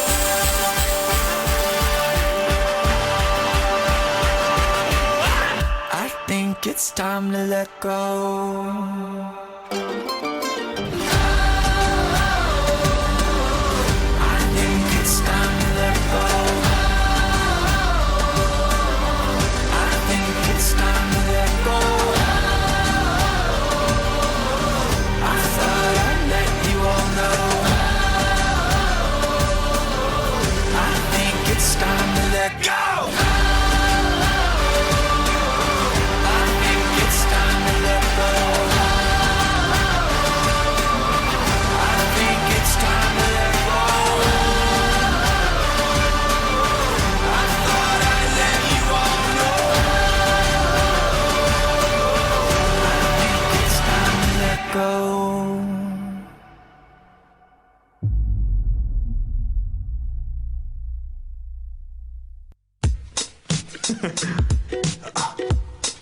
Yeah. You're not the type of girl to remain with the guy too shy, too afraid to say he'll give his heart to you forever. I'm not the boy that will fall to his knees with the dance class type, begging you please to stay with him for worse or for better. But I'm staring at you now, there's no one else around. I'm thinking you're the girl for me. I'm just saying it's fine by me if you never leave, and we can live like this forever. It's fine by me. In the past I would try hard to commit to a girl, wouldn't get too far. It always somehow seemed to fall apart. But with you, I could see what I need. I could dream realistically and knew that this was different from the start. And it seems that every time we're eye to eye, I can find another piece of you that I don't wanna lose. And I'm staring at you now, there's no one else around. I'm thinking you're the girl I need. I'm just saying it's fine by me if you never leave, and we can live like this forever. It's fine by me. I'm just saying it's fine by me if you never leave, and we can live like this forever. It's fine by me. And it's never easy, darling, believe me. I'm as skeptical as you. But when I think of life without us, it seems like what we're supposed to do. But I don't wanna come on too strong. I'm just saying it's fine by me if you never leave. We can live like this forever. It's fine by me. It's fine by me if you never leave, and we can live like this forever. It's fine by me. I'm just saying it's fine by me if we never leave, and we can live like this forever. It's fine by me.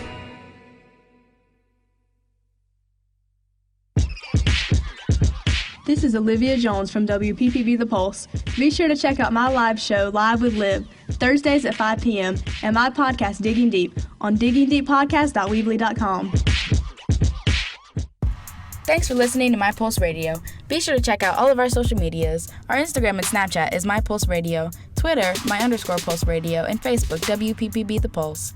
Our mascot, Platypus, just started a TikTok at the Platypus. Also check out our Twitch, My Pulse Radio, WPPB, as we start streaming.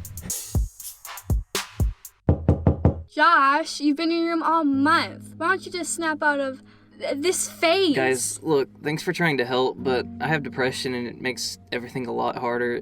Josh, it's all in your head. Why don't you just, stop being sad? Freeze. This scene right here shows that Josh's friends need some help understanding what depression is, what it does, and how to properly help Josh. Depression is a common mood disorder which affects how people with the illness think, feel, and handle daily activities. Symptoms of depression include, but are not limited to, decreased energy or fatigue, appetite and sleep changes, and feelings of hopelessness, guilt, and more. Depression is a combination of genetic, biological, environmental, and psychological factors, so people with depression can't just change their behavior.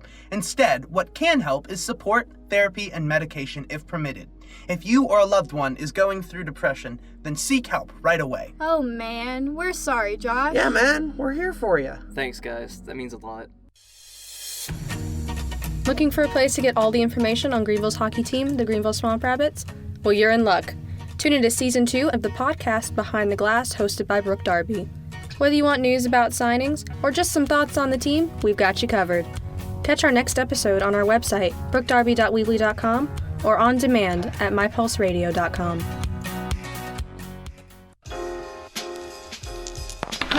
love playing real estate games. All this buying and selling and I just passed go. Give me that $200. Oh, whoops. Take that back. Go ahead and put a house on Anderson Place. Yeah, and who you buying this house with, knucklehead? Team-wise choice, of course. Who else in South Carolina has the largest variety of homes for sale in the upstate? That's not a very wise statement to make. Find investment properties, homes you can play Monopoly in, and more at teamwisechoice.com. That's teamwisechoice.com. Wow, she never eats anything. She must be anorexic. Right? I wish I could have her body. Ugh, better start this new lifestyle change. God. Freeze. This is a common misidentification of an eating disorder. It's a common belief that those with eating disorders are doing so as a lifestyle habit. This thinking, however, is false. While eating disorders such as anorexia and bulimia may not appear to be deadly, eating disorders have the highest mortality rate out of any mental illness. The two main types of eating disorders are bulimia, or uncontrollably eating a large portion of food or drink and using purging mechanisms like fasting or forcefully throwing up, and anorexia, where those with this mental illness feel overweight when usually they're underweight. These disorders are a combination of biology, psychology, and social problems, so make sure to watch what you say about weight around other people, as it can trigger an episode. If you or a loved one has an eating disorder, medicine is available, and make sure to get the proper nutrition every day. Oh, now I feel bad. It's okay. Now you know. Hey guys, it's your host Nick Shaw, and I'm here with the Mixture Podcast. If you want to hear more about Mixture Podcast, join us at www.weebly.mixture.com. We have a lot of great content, and here on Mixture, we love to talk about life, love, relationships, and just playing up high school. Because we're coming to a point in our lives where we won't be in high school anymore. So I hope that you guys all enjoy the Mixture Podcast. Thank you.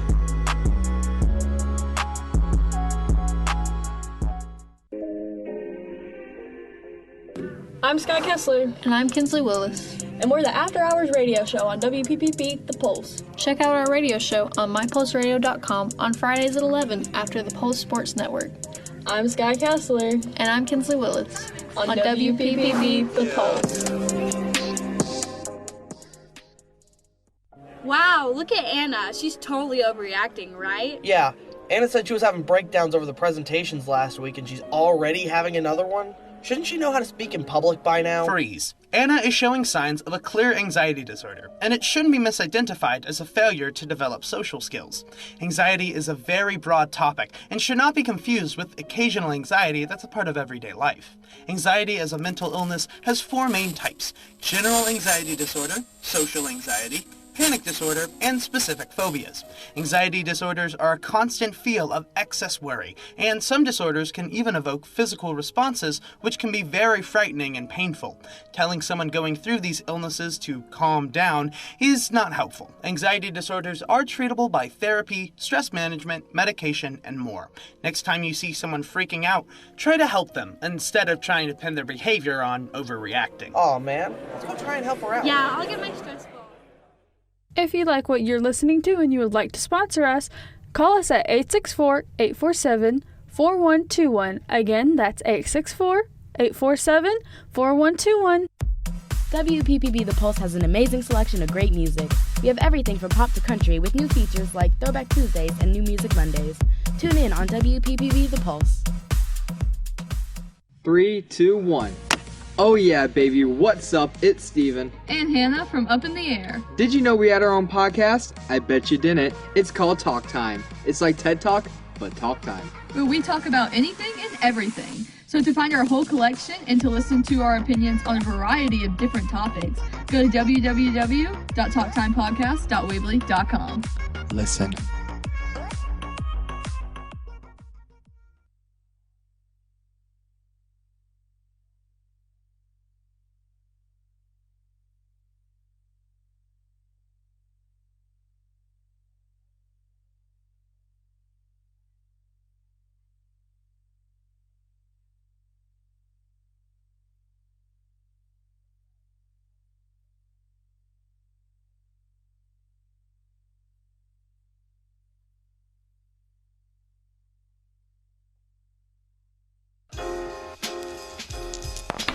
I love playing real estate games. All this buying and selling and I just passed go. Give me that $200. Oh, whoops. Take that back. Go ahead and put a house on Anderson Place. Yeah, and who you buying this house with, knucklehead? Team-wise choice, of course. Who else in South Carolina has the largest variety of homes for sale in the upstate? That's not a very wise statement to make. Find investment properties, homes you can play Monopoly in, and more at teamwisechoice.com. That's teamwisechoice.com.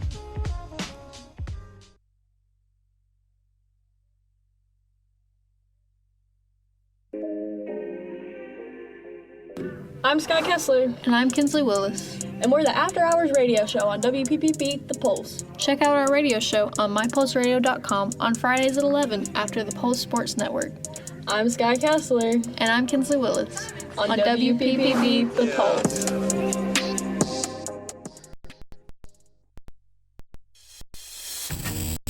Looking for a place to get all the information on Greenville's hockey team, the Greenville Swamp Rabbits?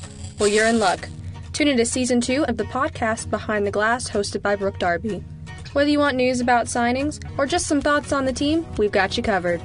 Catch our next episode on our website, brookedarby.weebly.com, or on demand at mypulseradio.com.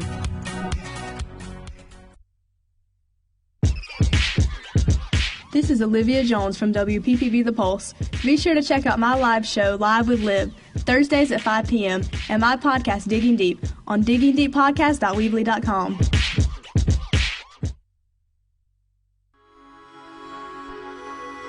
Hey guys, it's your host Nick Shaw, and I'm here with the Mixture Podcast. If you want to hear more about Mixture Podcast, join us at www.weebly.mixture.com. We have a lot of great content, and here on Mixture, we love to talk about life, love, relationships, and just playing up high school. Because we're coming to a point in our lives where we won't be in high school anymore. So I hope that you guys all enjoy the Mixture Podcast. Thank you.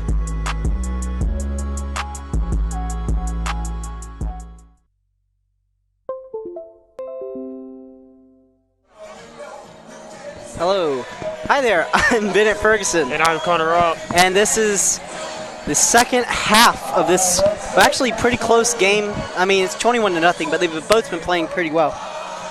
It seems to be. It feels like a lot closer game than it is. Wren's offense hasn't been performing up to what it's been the past couple of weeks, and Palmetto's been stuttering and having mental errors. So it feels like it's a closer game than it is, but at the same time, if you look at the scoreboard, it's not really defining the game.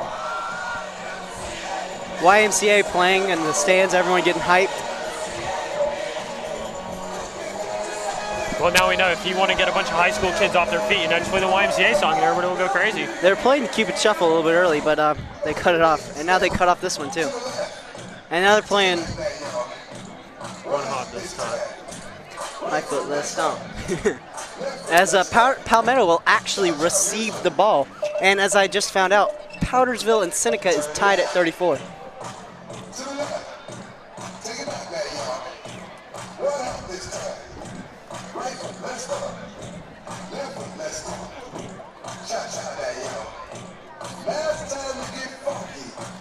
They're getting funky out there on the field, getting ready for this kickoff. You gotta wonder as a player, is it infectious to start dancing? As number 50 for Palmetto is showing. Number 50's going crazy on the sidelines. Ah, dang it! They paused the song. He was getting in the good part too. He crisscrossed him too. Oh, he's getting hyped. He still knows it. He's still going crazy. And that's an onside kick, looking to receive it, 32, but it's recovered by Palmetto. He didn't put enough on it. He's got to get at least 10 yards on it. He was hoping to roll that 50-yard line, but never got there. Out comes John Altman and this Palmetto Mustangs offense. Blakely Williams.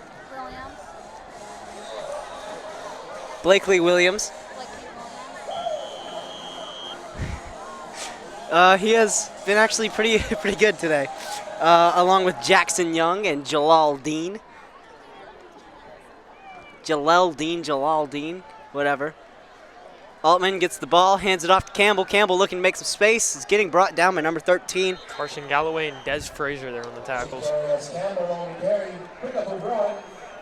Of course, earlier in this game, Wren is up 21-0. Tyler Cherry caught a touchdown. Joe Owens ran in for a touchdown, and then a 70-yard screen pass to Eli Wilson comes up with the touchdown.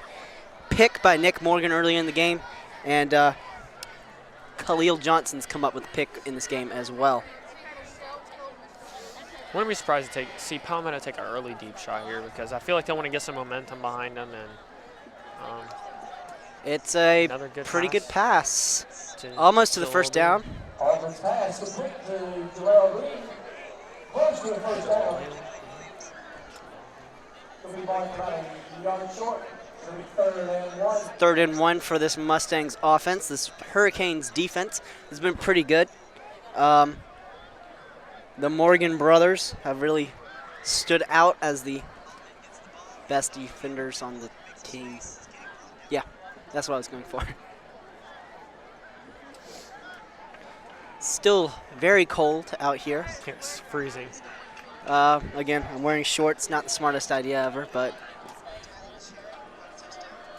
as it is a handoff to Campbell. Campbell fights for that first down, but I don't think I think he might be short.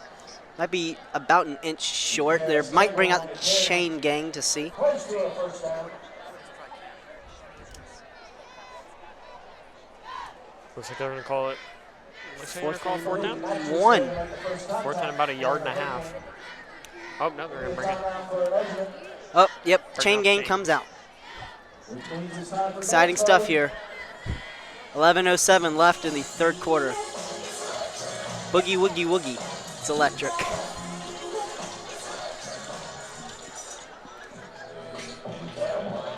And now they're doing the two-step and cowboy boots. Feels like they're fighting over the aux cord every time they take a timeout. Yeah, it looks like it's going to be short, depending on where they mark this ball at. It will be a little bit short.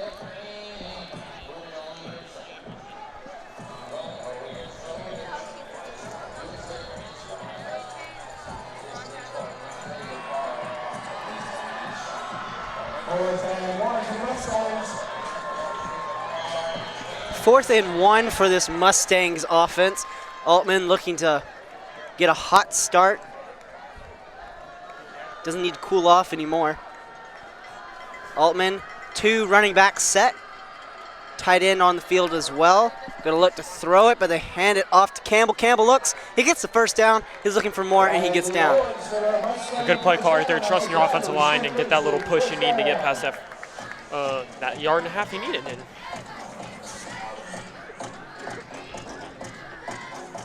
And that was actually Landon Owens with the carry, not Campbell. It's a good carry. Good carry. Good carry for a good first down. Got a lot more than they needed.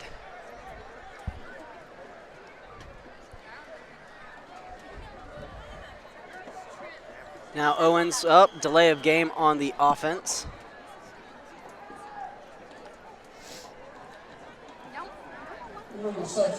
Oh, never mind, illegal substitution. Illegal substitution on Palmetto, it looks like.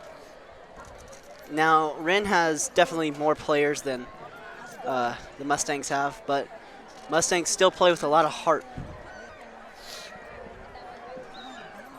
Mustangs have 12 on the field. A 5-yard penalty, first and 15. I feel like one of the major losses for Wren this year was one of their offensive linemen, Nicholas Earl. He was a great player earlier in the year for protection for Joe, and he went down with a torn ACL. So went and checked on him to make sure he's doing a lot better, and he just got finished with surgery. So another good run from Palmetto. So that was number 5, Landon Owens.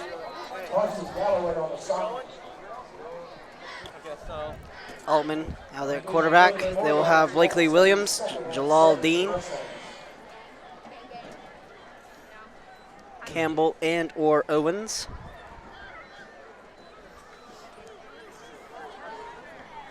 Looks like it's going to be Owens behind John Baylor this play. I've been seeing Owens get a lot of snaps tonight compared to Campbell. John gets the ball, looking to throw. He zips it to Jalal Dean for the first down. Down at the 19-yard line. Mustangs first down. 9:29 left in the third quarter. Mustangs are down 21-0. They're starting to find that little bit of momentum. They're starting to get the play callings right. They're getting these short passes out of John Baylor's hands quick, and he's finding his playmakers in space, and they're slowly getting 8 yards here, 9 yards here. And they wobble. Trying to get the student section hyped. Barely anyone there. The student section of Palmetto has sat down. They've given up already. They've sat down. Altman looks to hand it off to Owens. Owens gets the ball. It was a halfback draw. Gets up to about 15-yard line. The Hurricane student section standing up, pumped for this defense to get a stop here. Morgan Brothers been absolutely silenced this third quarter. Say if Palmetto gets a touchdown here, I wouldn't be surprised if their student section stand back up. That shows who the true fans are. Standing when they're losing, you standing when they're winning. So I'd say about 3/4 of their student section sitting down right now. And as a Palmetto player, I'd be kind of disappointed in my fans not showing support throughout the whole game. Because even when Wren was down to Daniel, I don't remember one person sitting down. I remember everybody getting behind our team and rallying them back to almost beating Daniel. So. Huge blitz coming off the edge, and they got the running back behind the line of scrimmage. It'll be 3rd down and 3.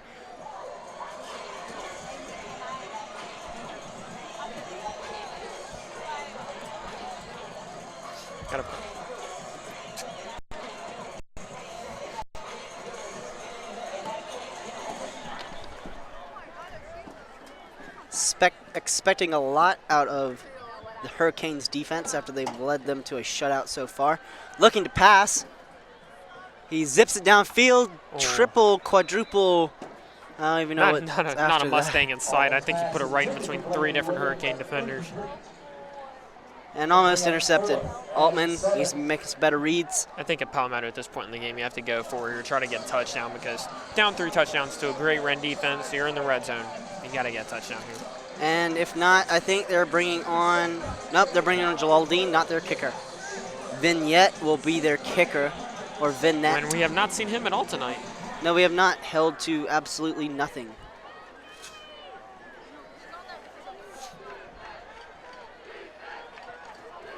As you can only hear defense, defense, defense from the Wren side of the field.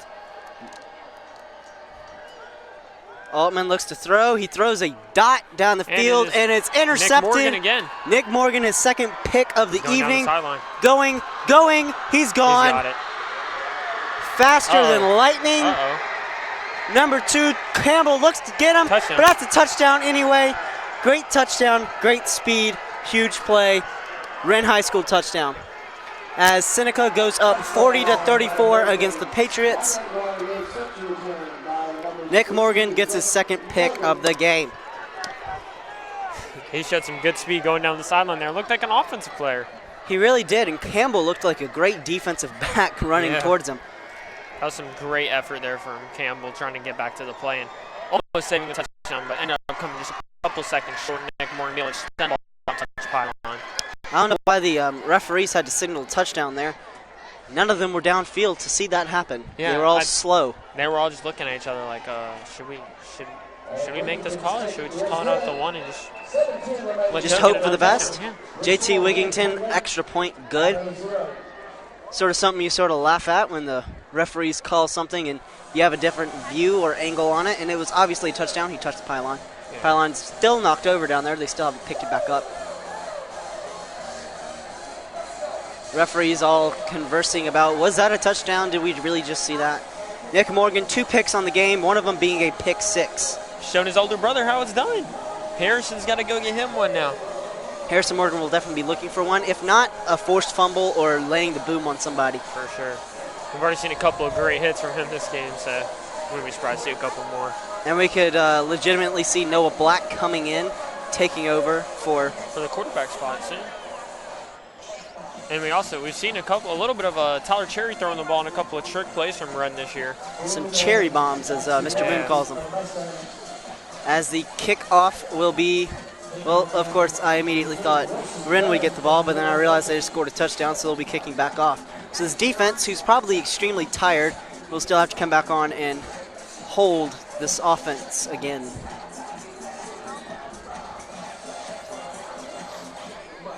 And Palmetto's kickoff is playing a lot closer now after 2 attempted onside kicks by Wren. Which is insane.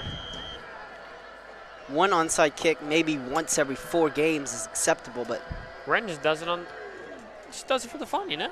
Yeah, they're winning. Why not go for onside kick, get more points on the board, as dude fell over but still somehow managed to get a tackle out of that. Shaheem ended up coming in about 10 yards away and sliding about a solid 8 and ended up right at the dude's ankles, tripped him up. Oh, they're throwing footballs.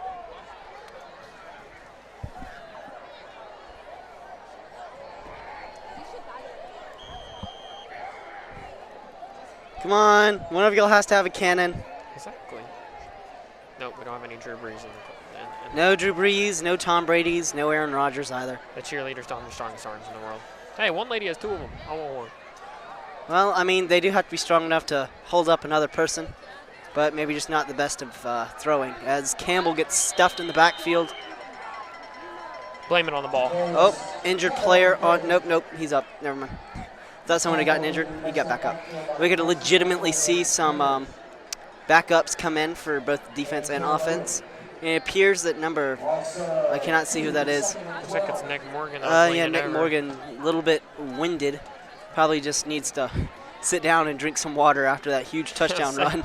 Just had a 90-yard pick 6, and now he wants to get right back on the field and cover Blakely Williams, which is one of their strongest receivers. So it's a pitch to number 5, Landon Owens, but it still nets them nothing. In fact, a loss on the play. Carson Galloway and Des Frazier there again. It seems like he's been involved in almost every. And we have an injury. Josh Rogers, I believe, the injured player on that field. I believe it is. Find the ad for the Clock Restaurants.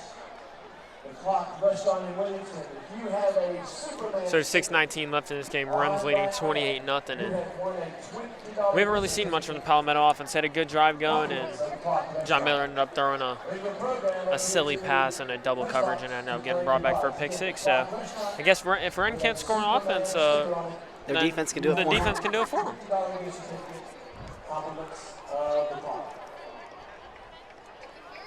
And now it is 48-34, Seneca against Powdersville.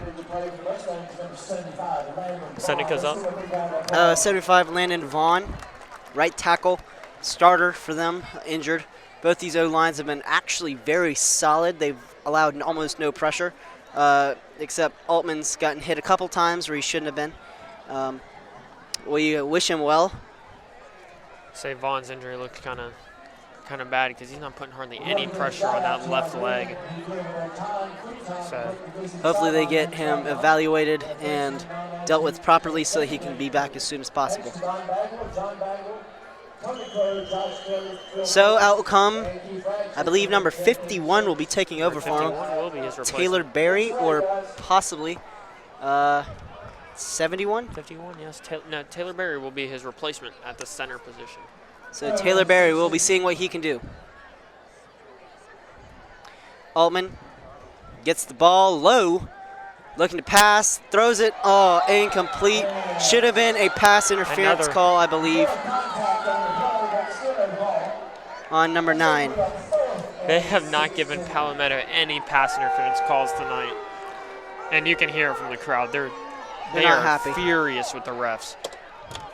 And I've seen one coach on the Palmetto sideline throw his headset. Another one has it off, and he's chewing the ref out right now. I mean, they're upset with the amount of calls they're missing right now. And they're going to have to punt here. Definitely a game changer, and we will actually get to see Joe Owens come back out if the punt is normal, I guess. Punt almost blocked. Going back, bounces back. You need to get the ball. If you're on the punt return team or the punt team, you need to realize that if the ball bounces towards the other person's end zone, you probably need to pick it up so it doesn't bounce towards your end zone. So we didn't get to see a lot of 51. Taylor Berry. No, one snap we did see was a little low, and John Miller had to get it off quickly. Still a good throw, I think, but I think Shyam Scotland got there a little early, and it could have been called for pass interference easily. And I don't know why it wasn't, but I think they're just letting the receivers in the corners go at it, battle it out. Now let's hope that if they do call a penalty on the Mustangs, they will call one eventually on the Hurricanes. Owens empty in the backfield, looking to throw, hits up Tyler Cherry, gets his number, and gets about 5 yards on the play. The one thing I have seen that I've liked about Palmetto is none of their tackles are really one-on-one. All their players are converging to the ball and gang tackling, basically, where you have 3 people on the same person, and you're going to get them down. It's 3-on-1. So I've liked seeing their intensity on that. But other than that, there hasn't been a lot to really harp on about the Palmetto defense. They have had an interception.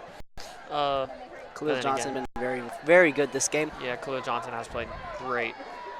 But other than that, he's been basically the bright spot of the defense. Truly. As pressure comes off, and Tyler Cherry's wide open. That's a touch. They're not going to call it yet as he goes out of bounds.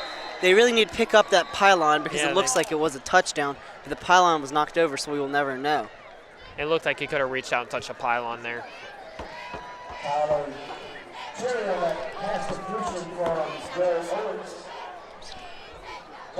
Out at about the 3-yard line.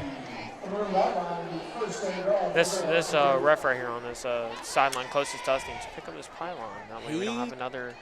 Just hasn't. There should be an offsides there. 56, I believe, came streaking.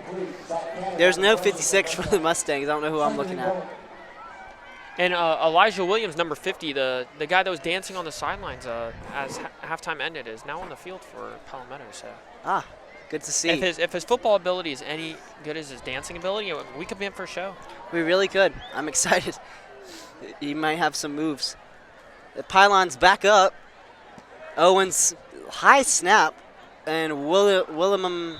A little bit too high. Again, I'm just going to let you say his name from here on out. It's not even that hard. It's just a tongue twister. It's an unusual last name. Yeah, I want to say Williams or Wilson. Well, you got one of those on. On Wren again.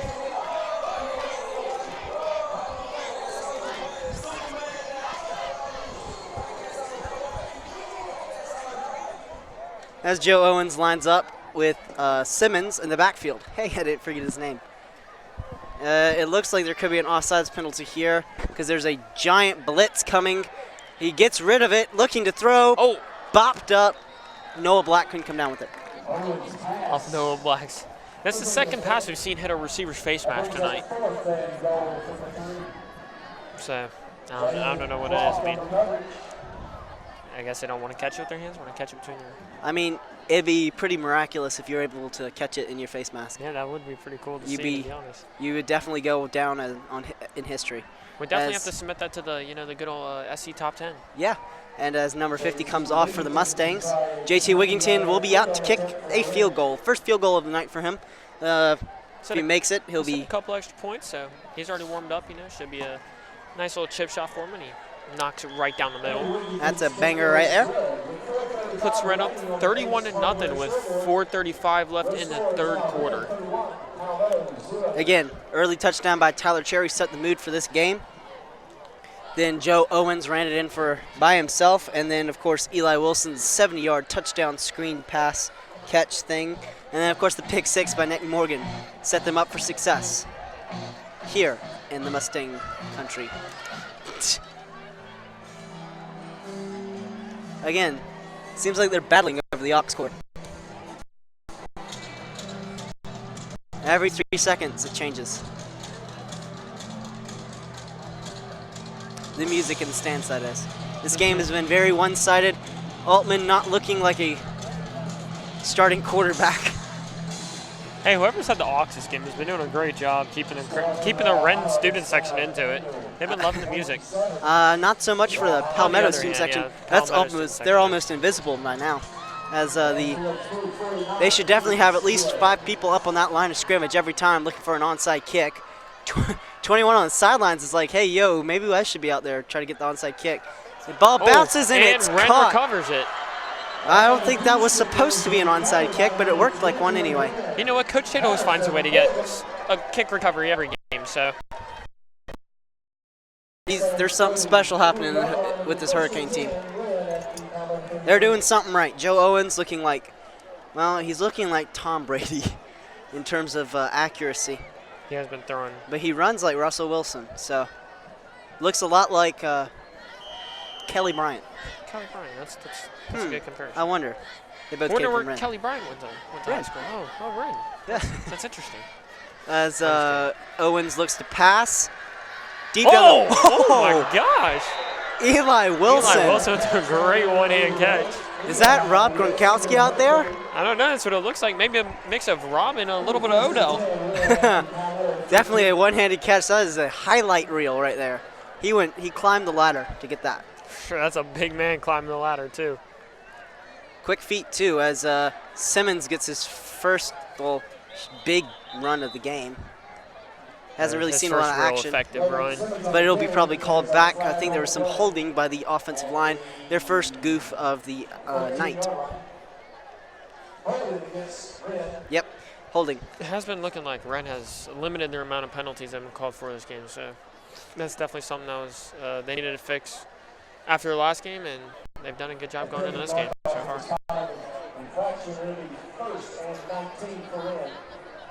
No updates from the Powdersville game as of yet. We hope Powdersville is winning because it's an ACTC school and also the school I go to, so there's a little bit of bias there. Owens gets the ball, looking to pass. Huge hit, bounces. Tyler Cherry ready to run, and it looked like it could have been a designed backward pass. A little design screen for Tyler Cherry there. He had enough arm to get it to the other side of the field. So. Eli Wilson and number 4, Reagan Davenport were going at it a little bit. Yeah. They're hitting each other a little bit after the play ended, but no call there. They're letting them play. I kind of like that. Let the players be a little bit aggressive. It's football. It's legalized violence. Come on. Unlike the NFL is really limiting fun. Where if you tap the quarterback, you're going to get called for roughing the quarterback. So. Clay Matthews knows a lot about that as Owens looks to throw. Almost picked. Tyler Cherry bobbles the ball, and it's incomplete. Good throw, though, by Joe Owens, putting it right over the linebacker in between the zone, and Tyler Cherry just didn't catch it. I think this is when people's hands are really starting to affect them, where it's so cold you can't even feel your fingers. So they got some gloves on. They're moving around. They got the blood flowing. Should be able to catch something. Noah Black not been targeted at all during this game. Something that's a little odd. I remember when they played Camden County, they hit both Tyler Cherry and Noah Black went over 100 yards. As is a designed screen, bobbled, bounced, and dropped. Looking for number 15, Tyler Cherry. It'll be 4th down and 19 for this team. They're going to have to punt. Unless they have a lot of faith I think they're going to go for it here. Coach Tate's one of those people, if you're inside the 40, he's not going to kick it. But he will go for it. Unless you're inside the 10, then you'll just Unless you're inside the 10, then he's going to kick it. Something I don't see a lot of is, it seems like in high school you don't kick 50-yard field goals. No, not really. There's a couple kickers out there that can do it, but mainly in high school, you're lucky to have a kicker that can kick a 40-yarder. So. Or even as they call it, play dead. Khalil Johnson was coming up with a one-handed pick there. Johnson was about to have himself a nice little one-hand response to already had one. Eli's one-hand catch earlier this drive. Both had about the same. And I wish I could see that catch again. That catch was amazing by Eli Wilson. Well, if you've been watching on Boxcast TV or YouTube, you can rewind and watch it. Wow. And if you want, when you go back to class on Monday or Tuesday, whenever you go, you can ask Mr. Boone for the footage. You can watch it again and again and again. I might just have to do that myself. Go out there and try to emulate what he did. Oh, yeah, for sure. Go into the backyard. That looks a little bit like a turkey bowl. Yeah, for sure. As the stands on Palmetto's side of the field are starting to clear. Emptied. Joe Owens gets the ball after clapping his hands. Pressure coming, gets slapped. Wilson looking to catch that, but he drops it anyway. Khalil Johnson looking for a pick. Turnover on downs. Trying trying to get a little hype there.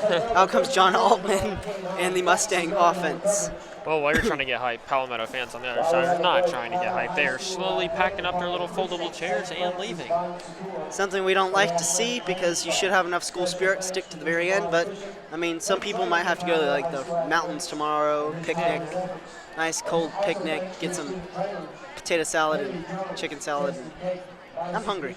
I'm pretty hungry, too. Even though I had a hot dog at halftime, I was going to say Palmetto's hot dogs, not the best.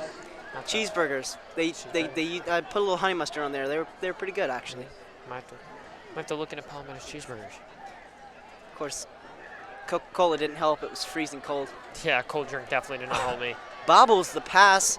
That was number 16. That was not number 16. It was Nick Morgan on the tackle, but number 19 with the reception. Number 19, Tanner Smith. Sorry. I saw a 1, and I immediately assumed it was. I immediately assumed it was Trayshawn Lindsay.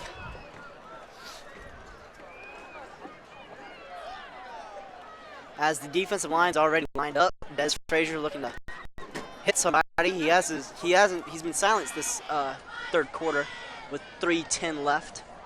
It seems to be a blitz. Des Frazier coming up the middle, almost picked by number 20. Harrison was trying to He was trying to get him one. He's like, hey, if my little brother can do it, I got to do it. I feel like Nick is over there looking. He's calling him out too. He's like, hey, guess what? I got 2. How much you got? I just feel like that would just be the best competition ever. Yeah, especially both starting on varsity team. Harrison's senior year. It doesn't really get better than that, to be honest. Playing football with your brother, I mean, come on now. It's like the McCourty twins. Oh, yeah. Exactly like the Well, McCourty last year twins. we had twins on the team, too. We had Tez and Dez, and then Tez decided to focus on basketball, so he's not playing this year. But I always thought that was a fun Tez thing. Frazier? Tez Frazier. So his brother also moved with him, I would Yes. assume, to Wren from Palmetto. As that is a huge run by Campbell. Yeah, good hit by Dez after the long pass.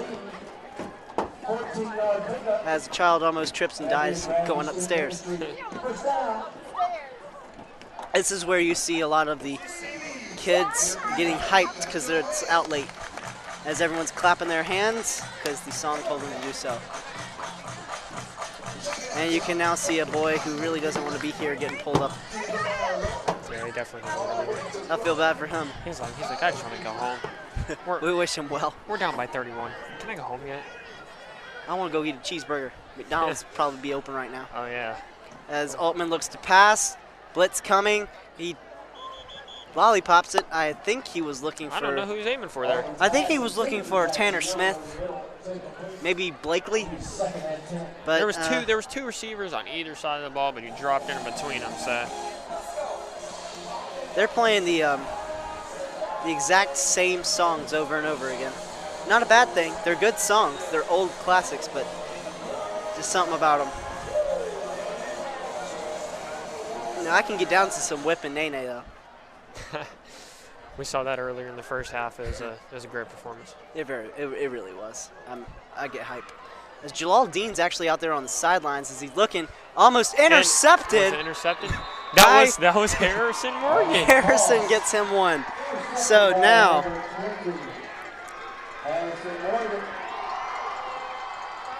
Nick Morgan has 2 interceptions, and Harrison Morgan has 1 interception. Well, we can officially put him down on the stat sheet if I get a pen.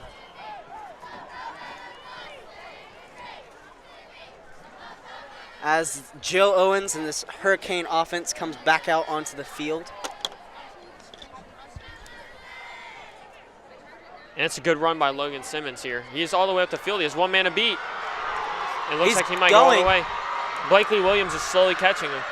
And that is him up down around the at 5-yard line. Oh, he's mad he didn't get a touchdown there. And Blakely Williams is gassed on the sideline right now. Blakely Williams probably need to pull him off for a little bit. Yeah, I think he is. Jalal Dean also injured.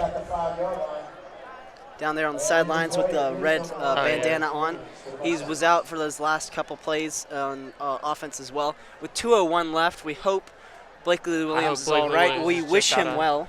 I hope he's just out of air and it's not nothing serious because he has been an amazing wide receiver for John Athertu this year. So We are now down to, well, if Blakely and Jalal are injured, we're down to Tanner Smith, Trayshawn Lindsay, and I believe Jalen Croft or Zach Cannon. good thing is Blakely Williams is jogging off the field, so it looks like he was just out of air, and then after he dove, he might have lost his breath or something like that. So I believe he will be back in the game, and I feel like Jalal Dean, he's standing up on the sidelines just talking with his coach over there. He will definitely be back on the field to play. Palmetto has some tough kids on their sidelines, so That I don't they expect do. to see any of them quitting anytime soon. Except for down there, the injured player from earlier. I believe that was Landon Vaughn. Landon Vaughn was the injured offensive lineman. He will be out for the rest of the game, I believe. He I was is gonna say helmet that one off, looks sitting kinda there. serious. Flip to Simmons, trying to get him. About a yard. Not quite. They wanted to reward him for that very long run he just had. They wanted to get him in. Yeah.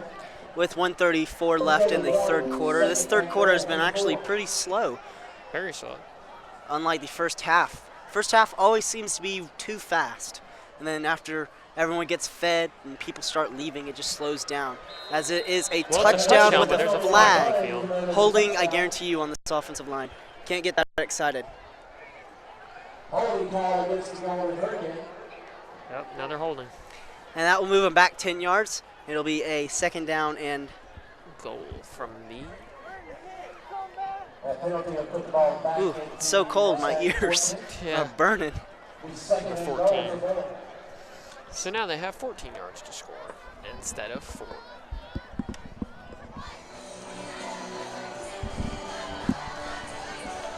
Keeping this head warm. It's my top priority here.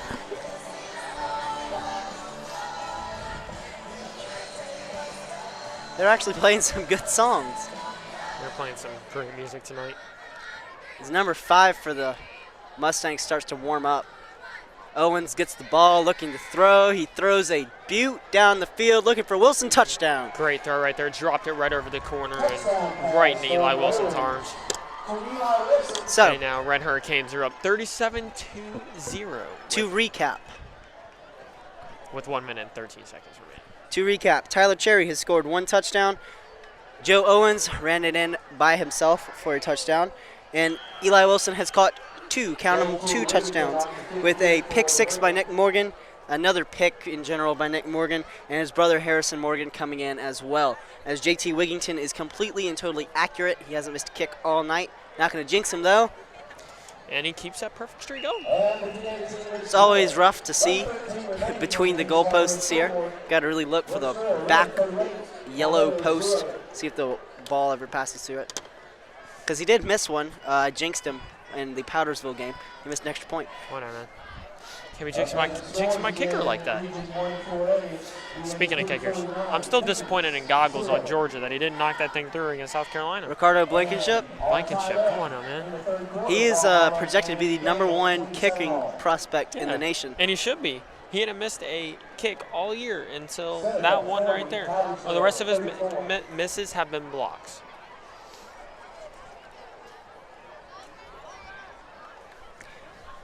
Powdersville still has 34 points, and I believe Seneca is up 37-34. As this offense of the Mustangs looks to get something going, get this goose egg off the scoreboard. Looks more like an ostrich egg, but I don't know. It can be whatever it wants. It's still a 0. And this kick, they should have a good number on the line, as is a fair catch at about the 36-yard line. And this time a good catch and not a muffed one like last time where Wren took over the 30-yard line. So. Mustangs take over first and 10 at their own 36. Thought that was Blakely Williams on the fair catch. Mustangs first and 10 with 1:13 remaining.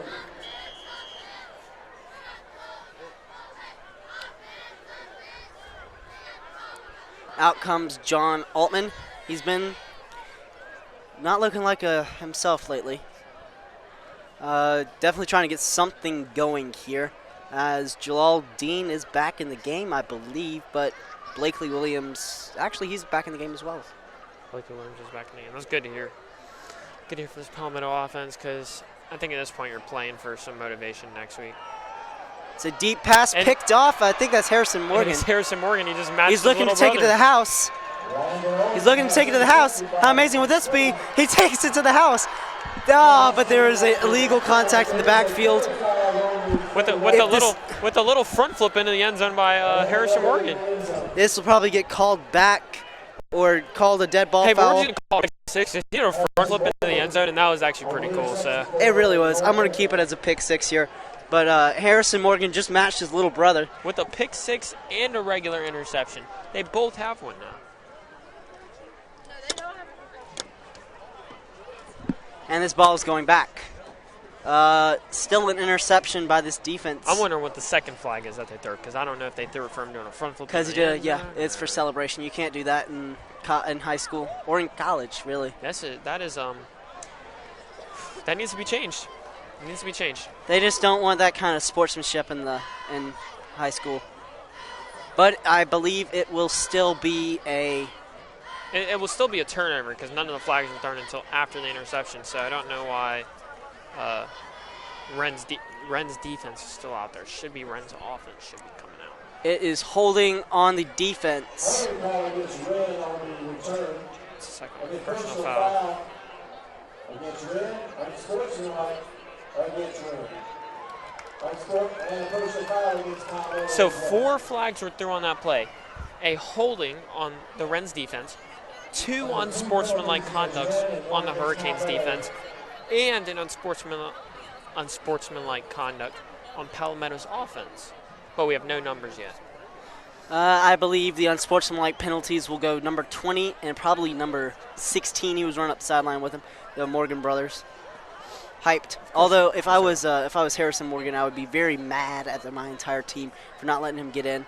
And if I was Nick Morgan, I would be laughing at Harrison Morgan for not getting in the end zone on that one. Yeah. They're definitely be talking about that one at the house. Yeah, they will. This is definitely like the... But you can tell the Wren players are here having fun now by the way Harrison was celebrating. Flipping into the end zone. And you could also... They'll probably be arguing on whose parent... Whose child's the parent's favorite. Yeah, for sure. After this game, over picks. I don't know. I mean, Nick has been looking pretty good this game. He might take over take over as the favorite, but I don't know. I think Harrison's really stood his own. He's been hitting a lot more than Nick has.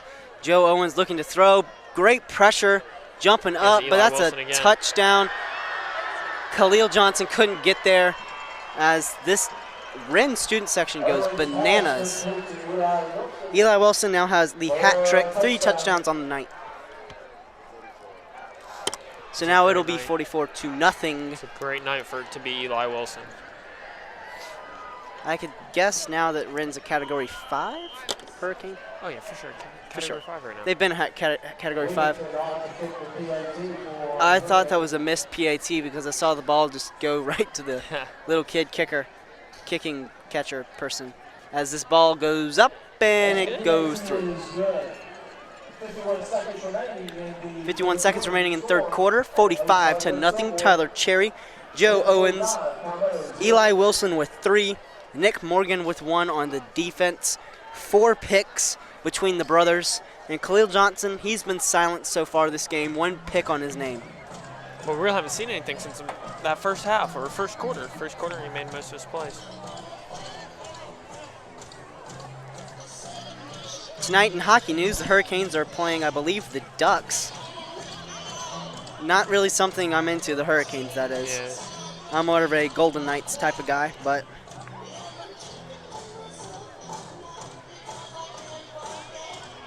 So, the Wren Hurricanes will be out there to kick off.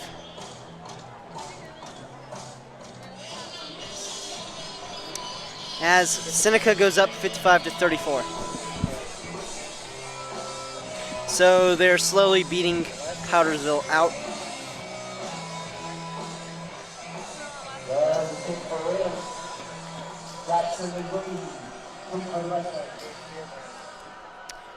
They definitely have all 4 players up on that line of scrimmage expecting an onside kick. They lollipop it deep. It's going to roll out of bounds, and there's a flag. He doesn't even throw it. He just drops it. Wouldn't get an accurate spot on it, you know? And either way, the ball will come out to the 35.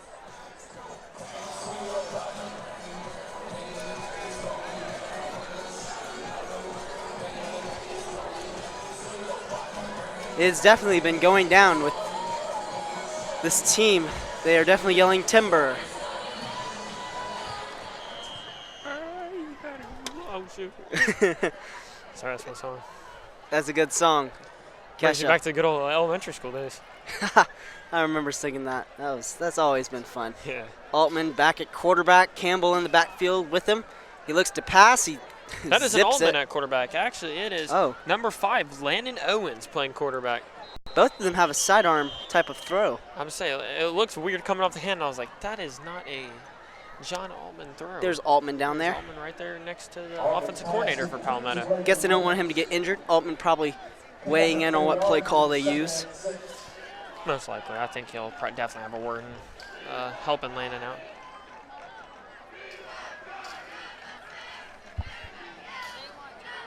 They want John Altman back out there at quarterback. The student section for Wren feels offended that they have Landon Owens in at quarterback. Landon Owens bobbles the snap, looking to run, gets smacked in the backfield by Des Frazier. That man Des. 4 seconds left in the third quarter. Now we go to the fourth. Fourth quarter. Fourth quarter is where it comes down. I think this is when you start sub. If you're Wren, I think this is when you start subbing in your second stringers. This is actually weird because Wren Hurricane fans have started to fill the home side. Now.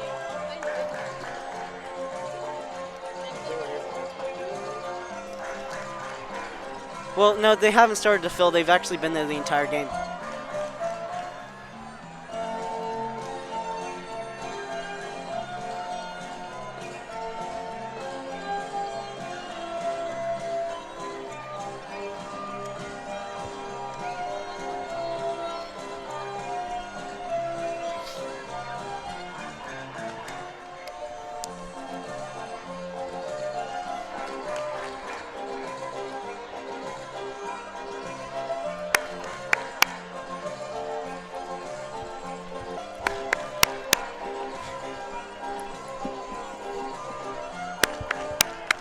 Oh, the chicken dance. Never gets old. Oh, now they're doing the Cupid Shuffle again. Of course they are. It's called the Cupid Shuffle. And now basically the whole Palmetto student section is sitting now. They have a solid 8 people sitting.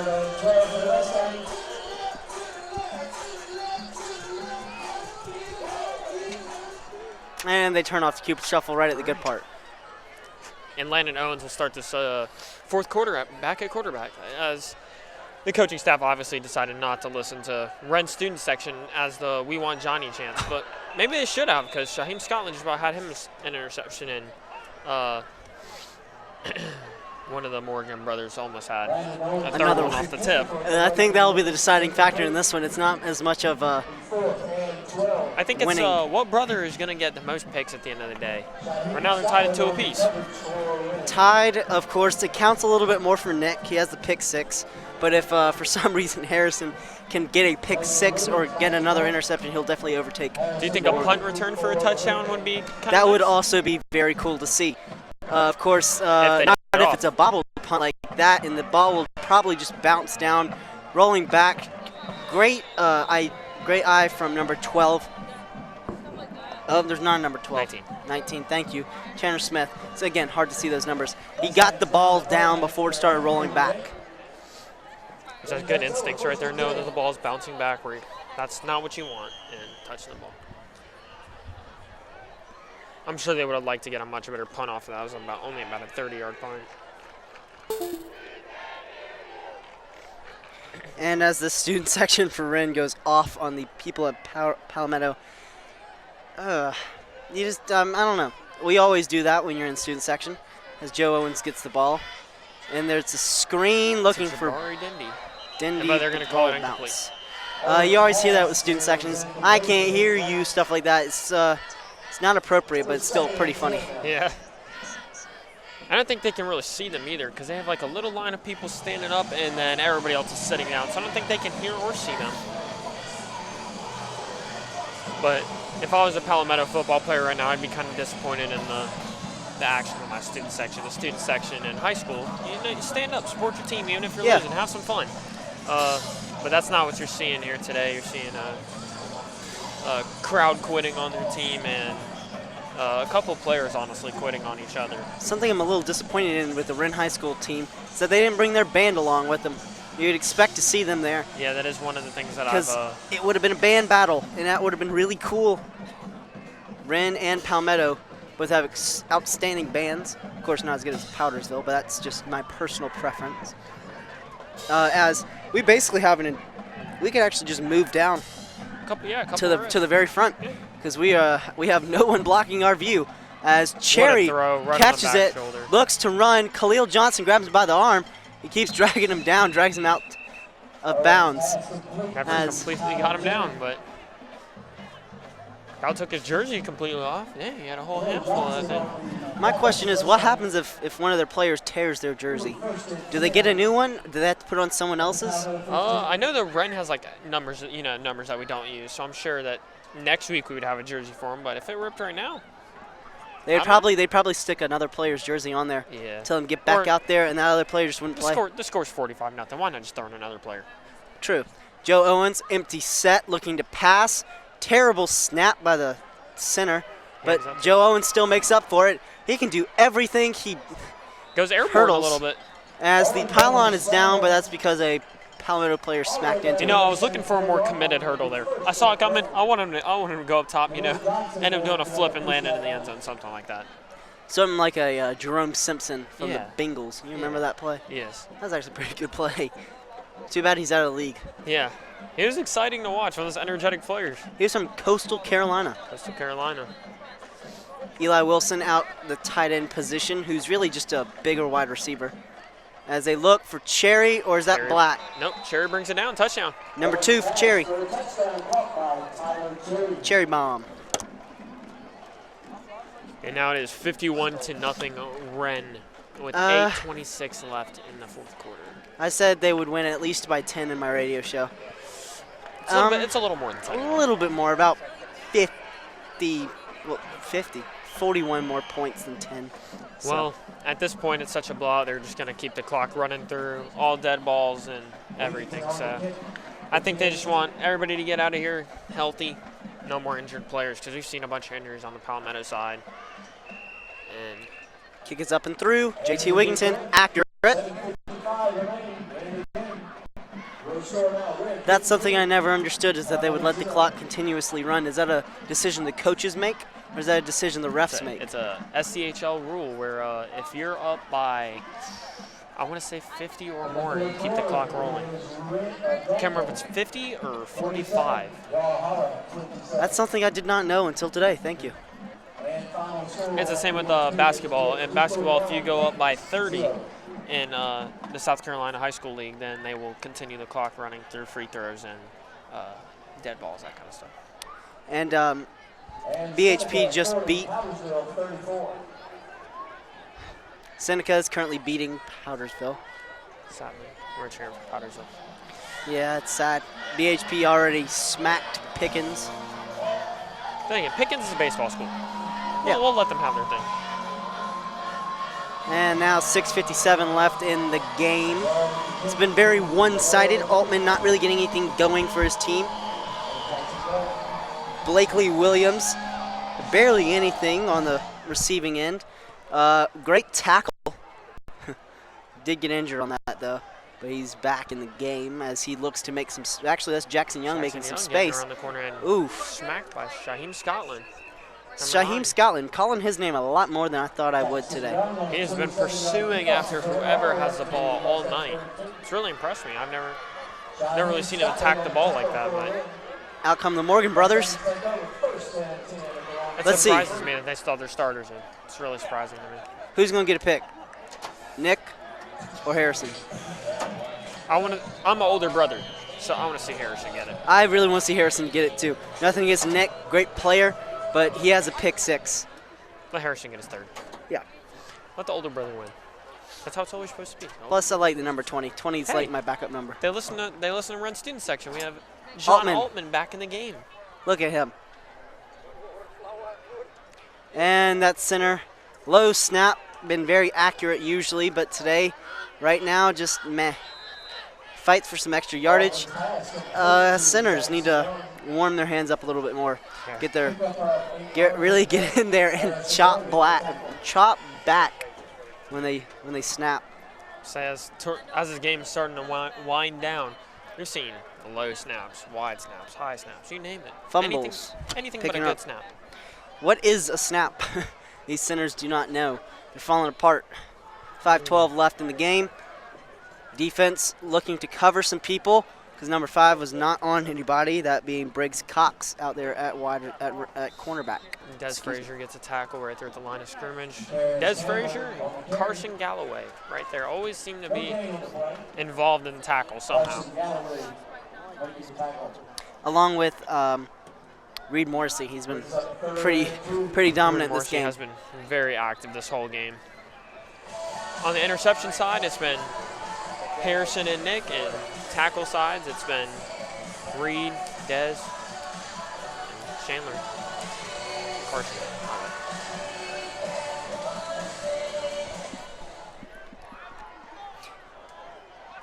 And it will be a blitz coming from the Hurricanes, as the final score in the Seneca game is 62-34 Seneca.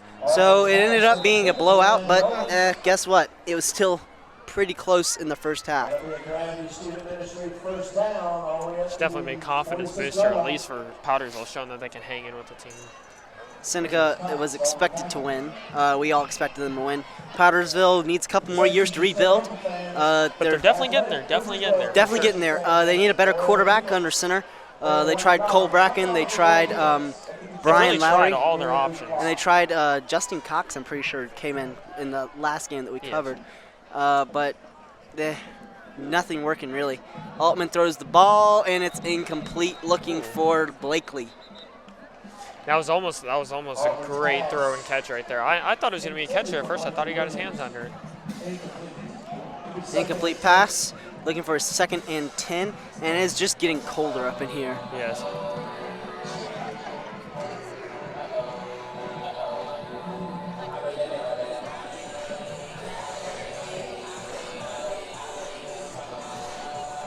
Okay, no, they've regained their aux privileges.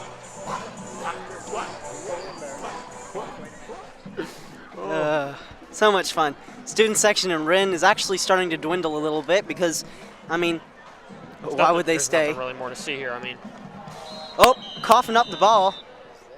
I think they're gonna call it dead. 13, trying to cough it up. Carson Galloway. Des Frazier also trying to get to that ball. He really needs to get a fumble or something to secure he forced a fumble earlier in the game. He did, but he didn't get it. He didn't get it. I think it was Carson Galloway who ended up hopping on it. Carson Galloway, dominant. Des Frazier, dominant. Nothing new there. I mean, they're both always dominant. Basically every game they played this year. 2 minutes, 16 seconds left in the game. If they could score a touchdown here, they could walk off with a little bit of pride. It is homecoming. You sort of want to give it to the students. That's kind of sad that they had to. As Altman looks to throw, he throws it, and he's going to get brought. Nope, he's going to fight. Blakely Williams fights, doesn't get up to the first down, but it will be a 4th down and shorter than it would have been. And I think at this point they're just going to go for it. They don't really have anything to lose. They're at the 50. Well, they do have something to lose. It's called getting beaten by 60-something to 0. Well, but, I mean, if they score again, it can only be 59. I mean, it's not 60. Like 60 looks horrible. Yeah, 60 does look horrible. If you get anywhere up in the 60s and the other team hasn't scored anything, it's embarrassing. It's embarrassing for your team, too. It's like you have a chance just to run the clock out and not do anything. Yeah, exactly. Why get up that high? Just take it down all the way to the end of your play clock, snap the ball.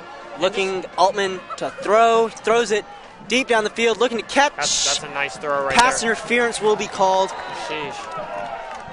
A Nice throw and catch. Oh, but it'll be called on Palmetto? No, First, that's going to be a pass interference called on that. First true pass interference call going the way of the crowd. That's the first noise we've heard from the crowd in a little while. Finally getting that pass interference call they've been asking for the whole game. And they're taking the water off the field, by the way. 49 seconds left in the game. 48 seconds. Okay. It's not gonna. It's just gonna keep going down. I forget that they don't pause the clock. Altman looks to throw in the backfield. I mean, what else can they do? Clock's going to continue to run down unless they take a timeout, which they might. Blitz coming. Fumbled. He's just going to fall on it. Terrible snap by the center. Wait, they actually stopped it. Nope. I thought they had stopped the clock. Yeah, the game's pretty much over. I think if I was Palmetto, I would just let the clock run out here and not try to do anything down here. Sweet Caroline. If they're going to do something, they better hurry up. 4 seconds left in the game. They're looking to throw. 2. The ball comes back. They'll probably call a flag here. They won't.